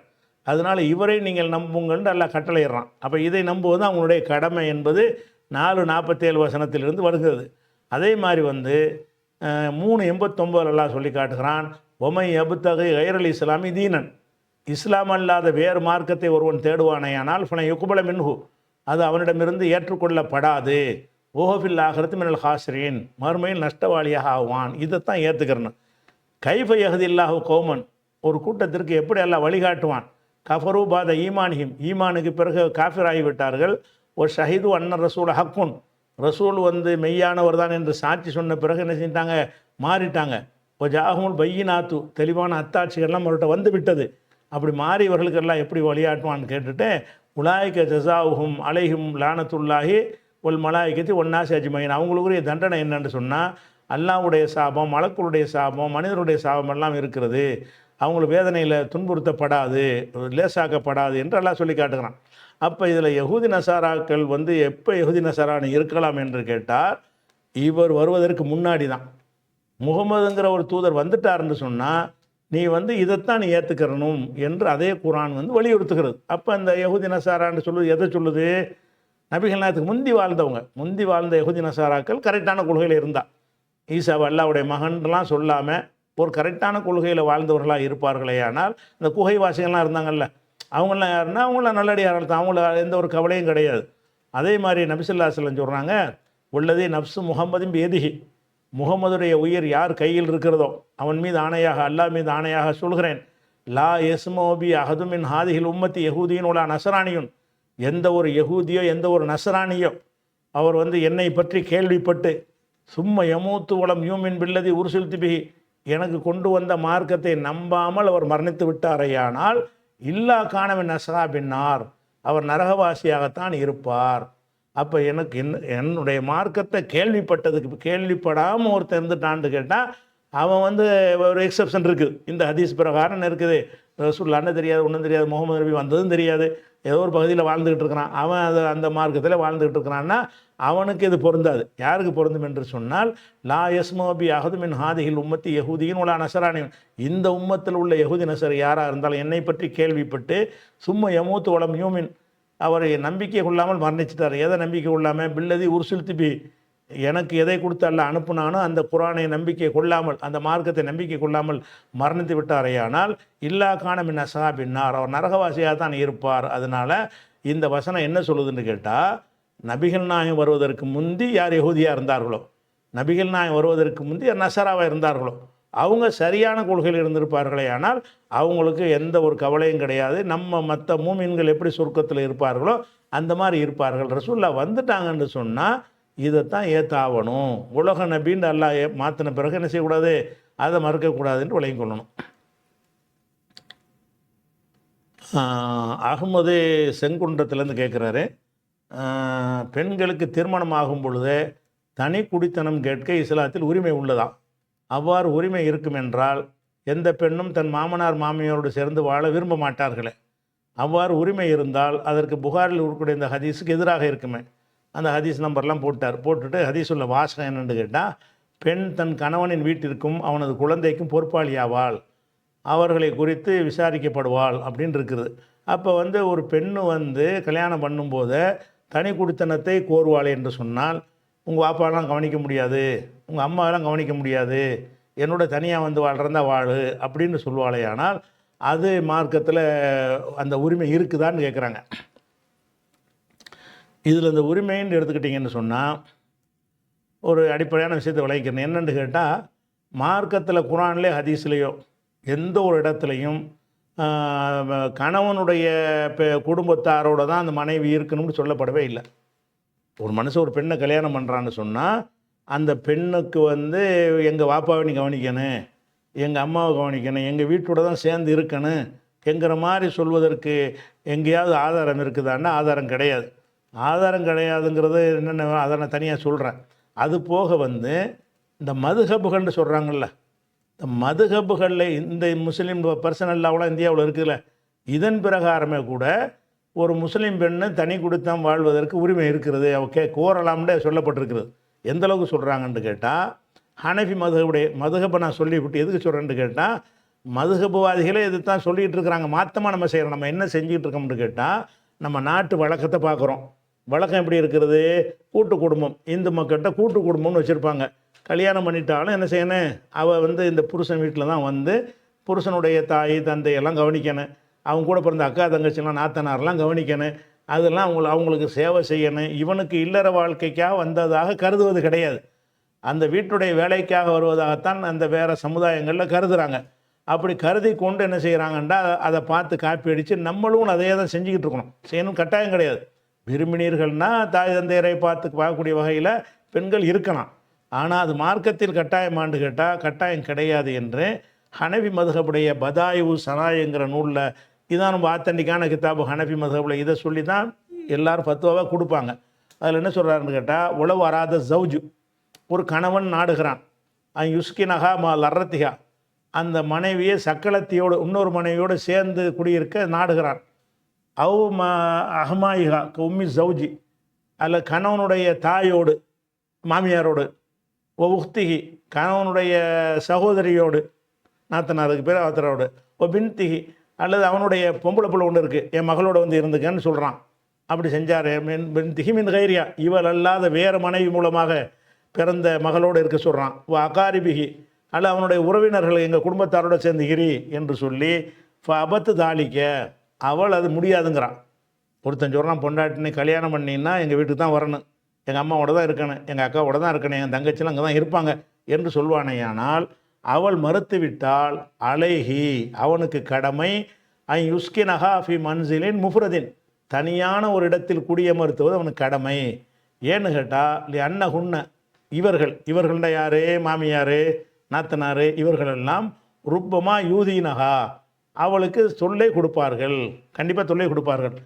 எல்லோருன்ன பிஹாபில் மசாக்கினத்தை வீட்டில் குடியிருக்கிற இடங்களில் அவளுக்கு ரொம்ப இடைஞ்சல் கொடுப்பார்கள். இபாவுஹா தலீலுல் அதா லரரி, அவளது மறுக்கிறத எது காரணமாக இருக்குன்னு கேட்டால், இவங்க தொல்லை கொடுப்பாங்கங்கிறதுல வேணாங்கிறான், நான்லாம் சேர்ந்துருக்க முடியாதுன்னு அர்த்தம் அவங்க சொல்கிறாங்க. அதே மாதிரி ஒளி அன்னஹு யஹ்தாஜுலா ஐயோ ஜாமியகா யாஷரா, விரும்பிய நேரத்தில் மனைவியோடு சந்தோஷமாக இருக்க வேண்டும் என்று விரும்புவான். ஆனால் அதுக்கு அவங்க இடம் தர மாட்டாங்க. இவங்கெல்லாம் இருந்தாங்கன்னா, அதுக்கு மூணாவது ஆள் இருந்தாங்கன்னா அதுக்கு சாத்தியப்படாது. இந்த மாதிரியெல்லாம் ஒரு காரணம் இருக்கும் என்று சொன்னால் அவங்களுக்கு தனியாகத்தான் வைக்க வேண்டும். இவங்களுக்கு ஒரு வீடு, அவங்களுக்கு ஒரு வீடு வச்சு இங்கே எங்கேயும் போய்க்க, பாப்பா அம்மா தனியாக இருந்துக்க, நீ போய்க்கன்னு சொல்லணும்னு சொல்கிறாங்க. அல்லது பெரிய வீட்டுக்குள்ளாட்டா கூட தனி வாசலை வச்சு நீ தனின்னு ஒரு வீட்டில் பிரித்து என்ன செய்யணும் வைக்கணும் அப்படின்னு சொல்லி என்ன செய்கிறாங்கன்னா இதுதான் மதுஹபுடைய சட்டம்னு சொல்லி சொல்கிறாங்க. எந்த மதுஹபுலையெல்லாம் இது இருக்குன்னு கேட்டால் இன்னும் சொல்லப்போனால் ஒல் ஜம்மு பைனல் அபவைன் ஒரு ஜவுஜத்தி ஃபி மஸ்கனின் வாஹிதின் லா யஜூஸு, ஒரு வீட்டிலேயே கணவன் அதை பெற்றோர்களையும் மனைவியும் சேர்த்து வைப்பது வந்து லா யஜூஸு கூடாது. ஏன்னா உகதா கைரஹமாமின் அக்காரிபி வேறு உறவினர்களோட சேர்த்து வைக்கிறது கூடாது. ஒளி தாலிக்க எக்கூன் ஜவுஜத்தில் இம்தினாவானி சுக்குனா வாஹித் ஹுமா, அவங்க யாரோடையும் குடியிருக்க மாட்டேன்னு மறுக்கிறதுக்கு வந்து அவளுக்கு உரிமை இருக்கிறது, அவளை கட்டாயப்படுத்த முடியாது அப்படின்னு சொல்லிட்டு இதுதான் ஹனஃபி ஷாஃபி ஹம்பலி 3 மதுஹபுடைய சட்டம் அப்படின்னு எழுதி வச்சுக்கிறாங்க. 3 மதுஹப் என்ன சொல்லுதுன்னு கேட்டால், ஒருத்தனை கல்யாணம் பண்ணி வந்துட்டான்னு சொன்னால் எங்கள் வாப்பாவோட இருக்கணும், எங்கள் சகோதரிக்கெல்லாம் தொண்டு செய்யணும்னு ஒருத்தன் சொல்வதற்கு உரிமை கிடையாது. பெண்ணுடைய உரிமை என்னன்னு கேட்டால், அவளோட நீ சந்தோஷமாக இருக்கிறியா, அவளுக்கு ஒரு ரூமை கொடுத்துரு, வீட்டில் இருந்தால் கூட நீ தனின்னு ஆக்கிருங்க. இவங்களுக்கு விரும்பி சேவை செய்தால் பிரச்சனை. நம்ம நாட்டில் விரும்பி சேவை செய்கிறாங்க, விரும்பி செஞ்சாங்கன்னு சொன்னால் அது வரவேற்கத்தக்கதாக போயிடும். அது அவங்க விரும்பி செய்யக்கூடிய தியாகங்களுக்கு அல்லாவிடத்தில் கூலி கிடைக்கும். மார்க்கத்தில் அப்படி கட்டாயம் இருக்கான்னு கேட்டால் கட்டாயம் கிடையாது. இன்னும் சொல்லுவோம் ஏராளமான பஞ்சாயத்தில் குடும்ப பஞ்சாயத்து வர்றதுலாம் என்னன்னு கேட்டால் மாமியார் குடும்பம் நாத்தனார் குடும்பம் தான் வருது. அதிகமான பஞ்சாயத்தில் கணவன் மனைவிக்கு பஞ்சாயத்து இருக்க மாட்டேங்குது. எத்தனையோ குடும்பங்களில் வந்து எனக்கு இது வேணாம், இந்த பொண்டாட்டி வேணாம், இந்த புருஷன் வேணான்னு சொல்லி நம்மக்கிட்ட எல்லாம் பஞ்சாயத்து கொண்டு வர்றாங்க. என்னப்பா வேணான்னு கேட்டால் மாமியார் கொடுமை, நாத்தனா கொடுமை, அந்த மாதிரியான விஷயங்கள். எங்கள் மாமியார் எங்கள் அம்மாவை கவனிக்க மாட்டேங்கிறா, எங்கள் அத்தாவை கவனிக்க மாட்டேங்கிறான்னு இவன் தரப்பில் உள்ளது. இது அதிகமான விஷயங்கள் இதில் தான் வருது. அதில் நம்ம என்ன விளங்கணும்னு கேட்டால், இப்போ வந்து ரசூல் ஸல்லல்லாஹு அலைஹி வஸல்லமுடைய காலத்தில் அவங்கள்ட்ட இருந்து இதுக்கு முன்மாதிரி நமக்கு கிடைக்காது. ஏன்னா ரசூல் ஸல்லல்லாஹு அலைஹி வஸல்லத்துக்கு வாப்பா அம்மா இல்லை, அவங்க சின்ன வயசில் இல்லாதனால வாப்பா அம்மா இருந்திருந்தா தாய் தந்தையோட மனைவியை வச்சுருந்தாங்களா இல்லையான்னு நம்ம கண்டுபிடிக்க முடியும். நபி ஸல்லல்லாஹு அலைஹி வஸல்லம் அவர்கள் வந்து சின்ன வயசில் தாயை இழந்துட்டாங்க, கருவில் இருக்கும்போது தந்தையை இழந்துட்டாங்க. தாய் தந்தை இல்லாமல் இருக்கும்போது அவங்க கல்யாணம் பண்ணி அவங்க வாப்பா அம்மாவோட மனைவி வச்சுருந்தாங்களான்னு அது நேரடி ஆதாரம் கிடைக்காது. அப்போ எதில் பார்க்கலான்ற ரசூலுல்லாஹ் காலத்தில் உள்ள சஹாபாக்களுடைய வழிமுறை எப்படி இருந்துச்சு அப்படின்னு பார்த்தோம்னு சொன்னால், சஹாபாக்கள்லாம் வந்து பாப்பா அம்மாவோட இருக்கவே இல்லை. உதாரணத்துக்கு சொல்வதாக இருந்தால் உமர் ரலியல்லாஹு இருக்கிறாங்க, அவங்க ஜனாதிபதி இருக்கிறாங்களா, அவங்களுக்கு அவங்களுடைய மகன் இப்னு உமர் கல்யாணம் பண்ணி வைக்கிறாங்க. கல்யாணம் பண்ணி வச்சாங்கன்னா என்ன கல்யாணம் பண்ணணுன்னு அவர் விட்டு போயிட்டார். என்ன செய்ய எந்த அளவுக்கு ஒரு சம்பவம் வருதுன்னு கேட்டால், இப்னு உமருடைய மனைவி வீட்டில் அலங்கார திரை போட்டிருக்கிறாங்கன்னு ஒரு தகவல் உமருக்கு வருகிறது. உடனே என்ன செய்கிறாருன்னா மகனுடைய வீட்டுக்கு ஒரு போகிறார். போனால் அவர் கோபமாக வர்றாருன்னு கேள்விப்பட்டு என்ன செய்கிறாங்கன்னா திரையை அகற்றிவிட்டாங்க. என்ன விஷயம், ஒன்று திரை போட்டிருக்கீங்களா? இல்லை, அதெல்லாம் ஒன்றும் இல்லை அப்படின்னு மறுத்துட்டாங்க. அப்போ என்ன செய்கிறாருன்னா யாரை என்கிட்ட போய் சொல்லிவிட்டாங்க அப்படின்னு சொல்லிட்டு என்ன செஞ்சார், திரும்பி வந்துட்டாராம். அப்போ இவர் வீட்டில் மகன் இருக்கலையில் என்ன விளங்குது, இவர் உமர் ரலியல்லாஹு வந்து மகனுக்கு தனி வீடு இருக்கிறது, பாப்பாவை கவனிக்கக்கூடியவராக அவரோட இருக்கவில்லை. மகனுடைய வீட்டில் ஒரு ஸ்க்ரீன் போட்டிருக்கிறாருன்னு கேள்விப்பட்டோட அதை போய் தடுக்க போகிறாருன்னு சொல்லி முஸன்னஃப் அப்துர் ரஸாக்குங்கிற ஒரு நூலில் சரியான சனது இருக்குது. அப்போ இதுதான் ரசூலுல்லாஹ்வுடைய காலத்தில் உள்ள ஒரு விஷயம். அதே மாதிரி வந்து அப்துல்லாஹ் இப்னு அம்ருன்னு ஒரு சஹாபி இருந்தார். அவர் சொல்கிறாரு, எனக்கு வந்து நல்ல குடும்பத்து பெண்ணை ரசூலுல்லாஹ் என்னுடைய தகப்பனார் கல்யாணம் பண்ணி வச்சாங்க. கல்யாணம் பண்ணோன்னு என்ன செய்கிறான்னு கேட்டால், அதில் வந்து அந்த வீட்டில் வந்து என்னுடைய வீட்டில் வந்து என்ன செய்வாங்கன்னு கேட்டால் விசாரிப்பாங்க, கணவன் எப்படி நடக்கிறாரு அப்படின்னு சொல்லிட்டு. அப்போ ரசூல் அதாவது அந்த கணவர் வந்து அப்துல்லாஹ் இப்னு அம்ர் ஒரு பெண்ணை கல்யாணம் பண்ணிட்டாங்க. கல்யாணம் பண்ணால் 2 பேருக்கு அண்டர்ஸ்டாண்டிங் இல்லை. இவர் ஒரே தொழுகை இபாதத்து நோன்புண்டுட்டு இருக்கிறாரு, மனைவியோட சந்தோஷமாக இருக்கிறது இல்லை. இது பஞ்சாயத்து வந்தவுடனே வாப்பா போய் அவர் வீட்டில் போய் என்ன செய்கிறாரு, விசாரிக்க போகிறாரு. அப்போ கல்யாணம் பண்ணி தனியாக வச்சுட்டான்னு அர்த்தம். வீட்டில் போய் விசாரிக்க, எப்படி அவன் புருஷன் எப்படி இருக்கிறாரு, காண ஏத்திஹா, அவர் வந்து அந்த மருமகள்கிட்ட போய் என்ன செய்வார்னு கேட்டால் கணவரை பற்றி விசாரிப்பார். தகப்பனார்னா என்ன அர்த்தம், அவங்க தனியாக இருக்கிறாங்கன்னு அர்த்தம். இப்படித்தான் அந்த வழக்கங்கள் இருந்தது என்பதை நீங்கள் பார்க்குறோம். அதே மாதிரி குர்ஆனில் நீங்கள் எடுத்து பார்த்தீங்கன்னு சொன்னால் 24-61 வசனத்தில் இருக்கிறது, லைஸ அலல் அமா ஹரஜுன், குருடன் மீது குற்றமில்லை, ஒலா அலல் ஆரஜ் ஹரஜுன், ஊனமுற்றவன் மீது குற்றம் கிடையாது, ஒலா அலல் மறையில் ஹரஜுன், நோயாளிக்கு குற்றம் கிடையாது, ஒலா அல அம்புசி, உங்கள் மீது குற்றம் கிடையாது. என்ன குற்றம் கிடையாதுன்னு கேட்டால், அன்தகுலு மின் புயூத்திக்கும், உங்கள் வீடுகளில் நீங்கள் சாப்பிடுவது, அவ் புயூத்தி ஆபாயிக்கும், உங்கள் தகப்பனாருடைய வீடுகளில் சாப்பிடுவது. அப்போ இவனுக்கு தனி வீடு, தகப்பனுக்கு தனி வீடுன்னு அர்த்தம் வருதுல்ல, அதில் என்ன வருதுன்னு கேட்டால், உங்கள் வீட்டில் சாப்பிடுவது குற்றம் கிடையாது, அவுபுயூத்தி ஆபாயிக்கும், உங்கள் தந்தைமார்களுடைய வீடுகளில் சாப்பிடுவது குற்றம் கிடையாது. அவுபுயூத்தி உம்மஹாத்திக்கும், உங்கள் அம்மாமார்களுடைய வீடுகளில் போய் சாப்பிடுவது குற்றம் கிடையாதுன்னு அல்லாஹ் சொல்லி காட்டுறான். அப்போ ரசூலுல்லாவுடைய காலத்தில் இவருக்கு தனியாக கொண்டாடியவர், இவர் தனியாக இருப்பார். அவங்க வாப்பாவுக்கு தனி வீடு இருக்கும், அவங்க உமாவுக்கு தனி வீடு இருக்கும். நீங்கள் அங்கெல்லாம் போய் சாப்பிட்டுக்கலாம், குற்றம் கிடையாது. உங்கள் சகோதரர்கள் வீட்டில் சாப்பிடுவது குற்றம் கிடையாது. சகோதரிகளையும் உள்ளதான் கொண்டு வைக்கணும்னு வச்சுட்டாங்க, நாத்தனாரையும் கொண்டு வச்சு பஞ்சு போடுறாங்க. அப்போ குரானே என்ன சொல்லுதுன்னு கேட்டால், கல்யாணம் பண்ணிவிட்டு அவனுக்குன்னு தனி வீடு, அவ்வளோதான். ஏன்னென்றால் திருமணம் என்பதுங்க சந்தோஷமாக எப்போ இருக்க முடியும்னு கேட்டால், அதிகமான வீடுகளில் வந்து இந்த மாமியார் மாமனார்லாம் உட்காந்து கூட்டமாக இருக்கும்போது அவங்க ஃப்ரீயாக ஒரு மகிழ்ச்சியாக கூட இருக்க முடியாது. சந்தோஷமாக அவங்க கொஞ்சம் மகிழ முடியுமான்னு கேட்டால் முடியாது. அதெல்லாம் ஒரு கண்கொத்தி அம்மா பார்த்துக்கிட்டு இருப்பாங்க. இதெல்லாம் வந்து ஒரு பெண்ணுடைய உரிமை, இவனுடைய உரிமை அதில் பாதிக்கப்படுதுங்கிறதுனால தான் இஸ்லாம் என்ன சொல்லுதுன்னு கேட்டால் அதை வந்து வற்புறுத்தலை. அது மாதிரிலாம் இருக்குது. அதனால் வந்து தனி குடித்தனம் வைத்தல் என்பது மார்க்கத்தில் குற்றம் கிடையாது. நீங்கள் அனுசரித்து போய் கொண்டால் அது பிரச்சனையாக்க வேண்டியதில்லை. எந்த குடும்பத்தில் பஞ்சாயத்து இல்லையோ அந்த குடும்பத்தில் சந்தோஷமாக போயிட்டுறீங்க. ஆனால் ஒரு பெண் இதை சொன்னால்னு சொன்னால் இவனுடைய கடமை என்ன? இந்த மாதிரி நீ தனியாக இருந்துக்க, நான் உன்னையும் கவனிச்சிக்கிறேன்னு சொல்லி அம்மாவுக்கு ஒரு வீடு, அம்மா பொண்டாட்டிக்கு ஒரு வீடை வாங்கி கொடுத்துட வேண்டியதானே, ஒரு வாடகைக்கு பிடிச்சிட வேண்டியதானே. இங்கே எங்கேயும் போய் பெண் கவனிக்க வேண்டிய விஷயத்தை கவனிச்சிக்கிற வேண்டியதானே. அதனால் அவங்கவுங்க தான் பெற்றோர்கள் அவங்கள கவனிச்சிக்கிட்டாங்களே தவிர அவங்களுடைய பிள்ளைகளோடு சேர்த்து வச்சுக்கிட்டு கவனிக்கிறங்கிற ஒரு விதம் வந்து இந்து மதத்தினுடைய கோட்பாட்டில் வந்ததுனால தான் அந்த கூட்டு குடும்பங்கிற ஒரு சட்டத்தை அவங்களுக்கு மட்டும் அமல்படுத்தினாங்க, அவங்களுக்கு வரி சலுகையெல்லாம் கொடுத்தாங்க. அதனுடைய பாதிப்பாக நம்மள்கிட்ட வந்துருச்சே தவிர இஸ்லாமிய சமூக அமைப்புன்னு இப்போ ரசூல்லா காலத்துக்கு கூட நீங்கள் போனீங்கன்னு சொன்னால் எந்த ஒரு மகனும் கல்யாணம் பண்ணிவிட்டு பாப்பாவோட இருக்க மாட்டான், எந்த ஒரு மகனும் கல்யாணம் பண்ணிட்டு அம்மாவோட இருக்க மாட்டான். அப்போ அவங்கவுங்க தனியாக இருப்பாங்க. அப்போ அந்த மாதிரியான ஒரு முறை தான் இருக்குது. அதனால் வந்து தனி குடித்தனம் வந்து கண்டிக்கத்தக்கதெல்லாம் கிடையாது, வெறுக்கத்தக்கதெல்லாம் கிடையாது. ஆனால் அவங்க விரும்பி ஏற்றுக்கொண்டால் ஓகே.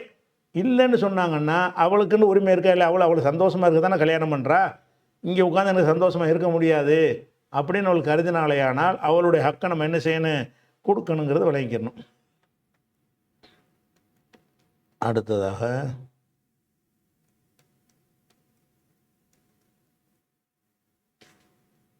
நான் முகமது இல்யாஸ், இலங்கை கண்டி மாவட்டம்.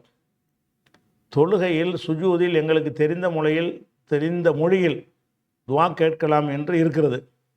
எனது கேள்வி, இஷா தொழுகை 4 ரக்காத்துகளிலும் செய்யக்கூடிய 8 சஜிதாவிலும் துவா தமிழில் கேட்கலாமா அல்லது கடைசி ரக்காத்து சஜிதாவில் மட்டும் கேட்கலாமான்னு கேட்குறார். அதாவது சஜிதாவில் துவா செய்யலாம்ங்கிறது தெரிஞ்சு வச்சுருக்கிறார். சஜிதாவில் துவா செய்யலாம்னு சொன்னால் ஒரு 4 ரக்காத் தொழுகையில் வந்து 8 சஜிதா வந்துடும்ல.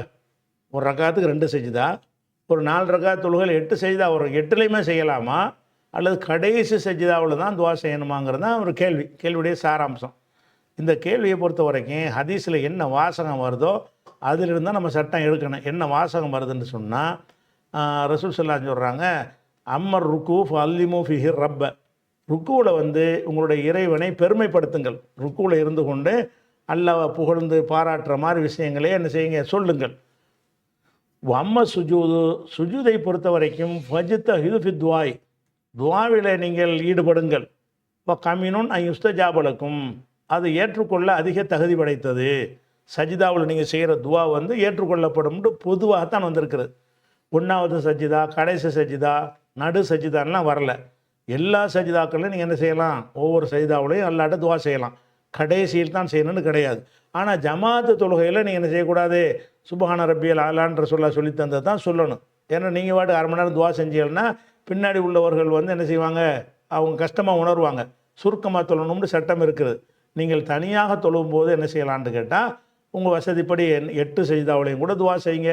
நீங்களாக முடிவு பண்ணிக்கிறனால முதல் சஜிதாவில் துவா செஞ்சுவிட்டு அடுத்தடுத்து சஜிதாக்களையெல்லாம் சின்னதாக கூட ஆக்கிக்கிறங்க. நம்மளுடைய சாய்ஸில் உள்ளது சஜிதா வந்து துவாவுக்குரியது, அவ்வளோதான். முட்டையாக தான் வருது. எப்படி வருது, அம்ம சுஜூது ஃபஜ்தஹிது துவா, சஜிதாவில் நீங்கள் துவாவுக்கு என்ன செய்யுங்க, பாடுபடுங்கள், உங்களுடைய இது வந்து ஏற்றுக்கொள்ளப்படும் அப்படின்னு இருக்குது.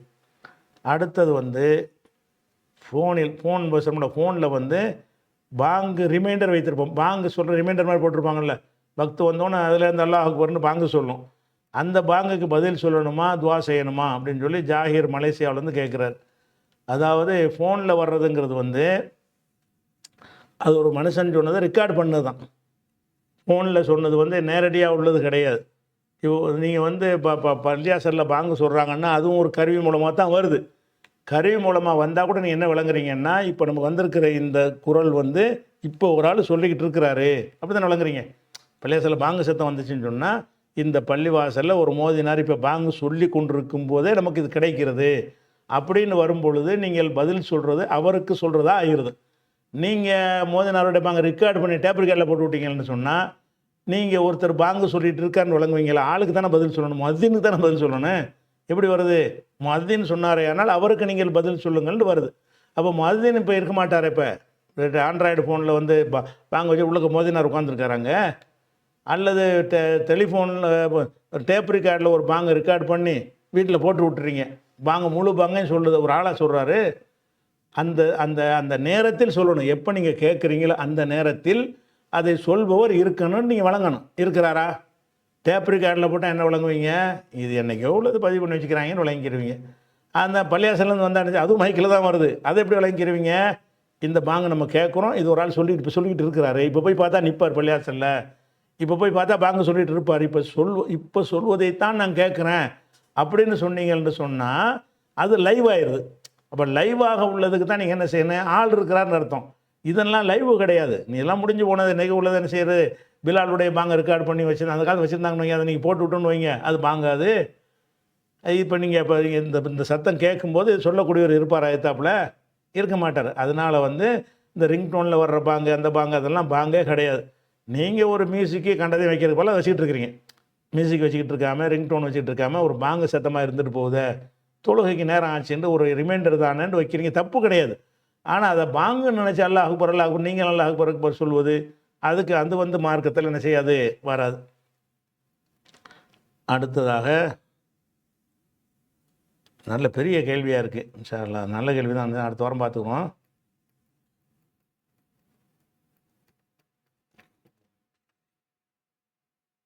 மீதி கேள்வி இன்ஷா அல்லாஹ் அடுத்த வாரம் பார்ப்போம். அஸ்ஸலாமு அலைக்கும்.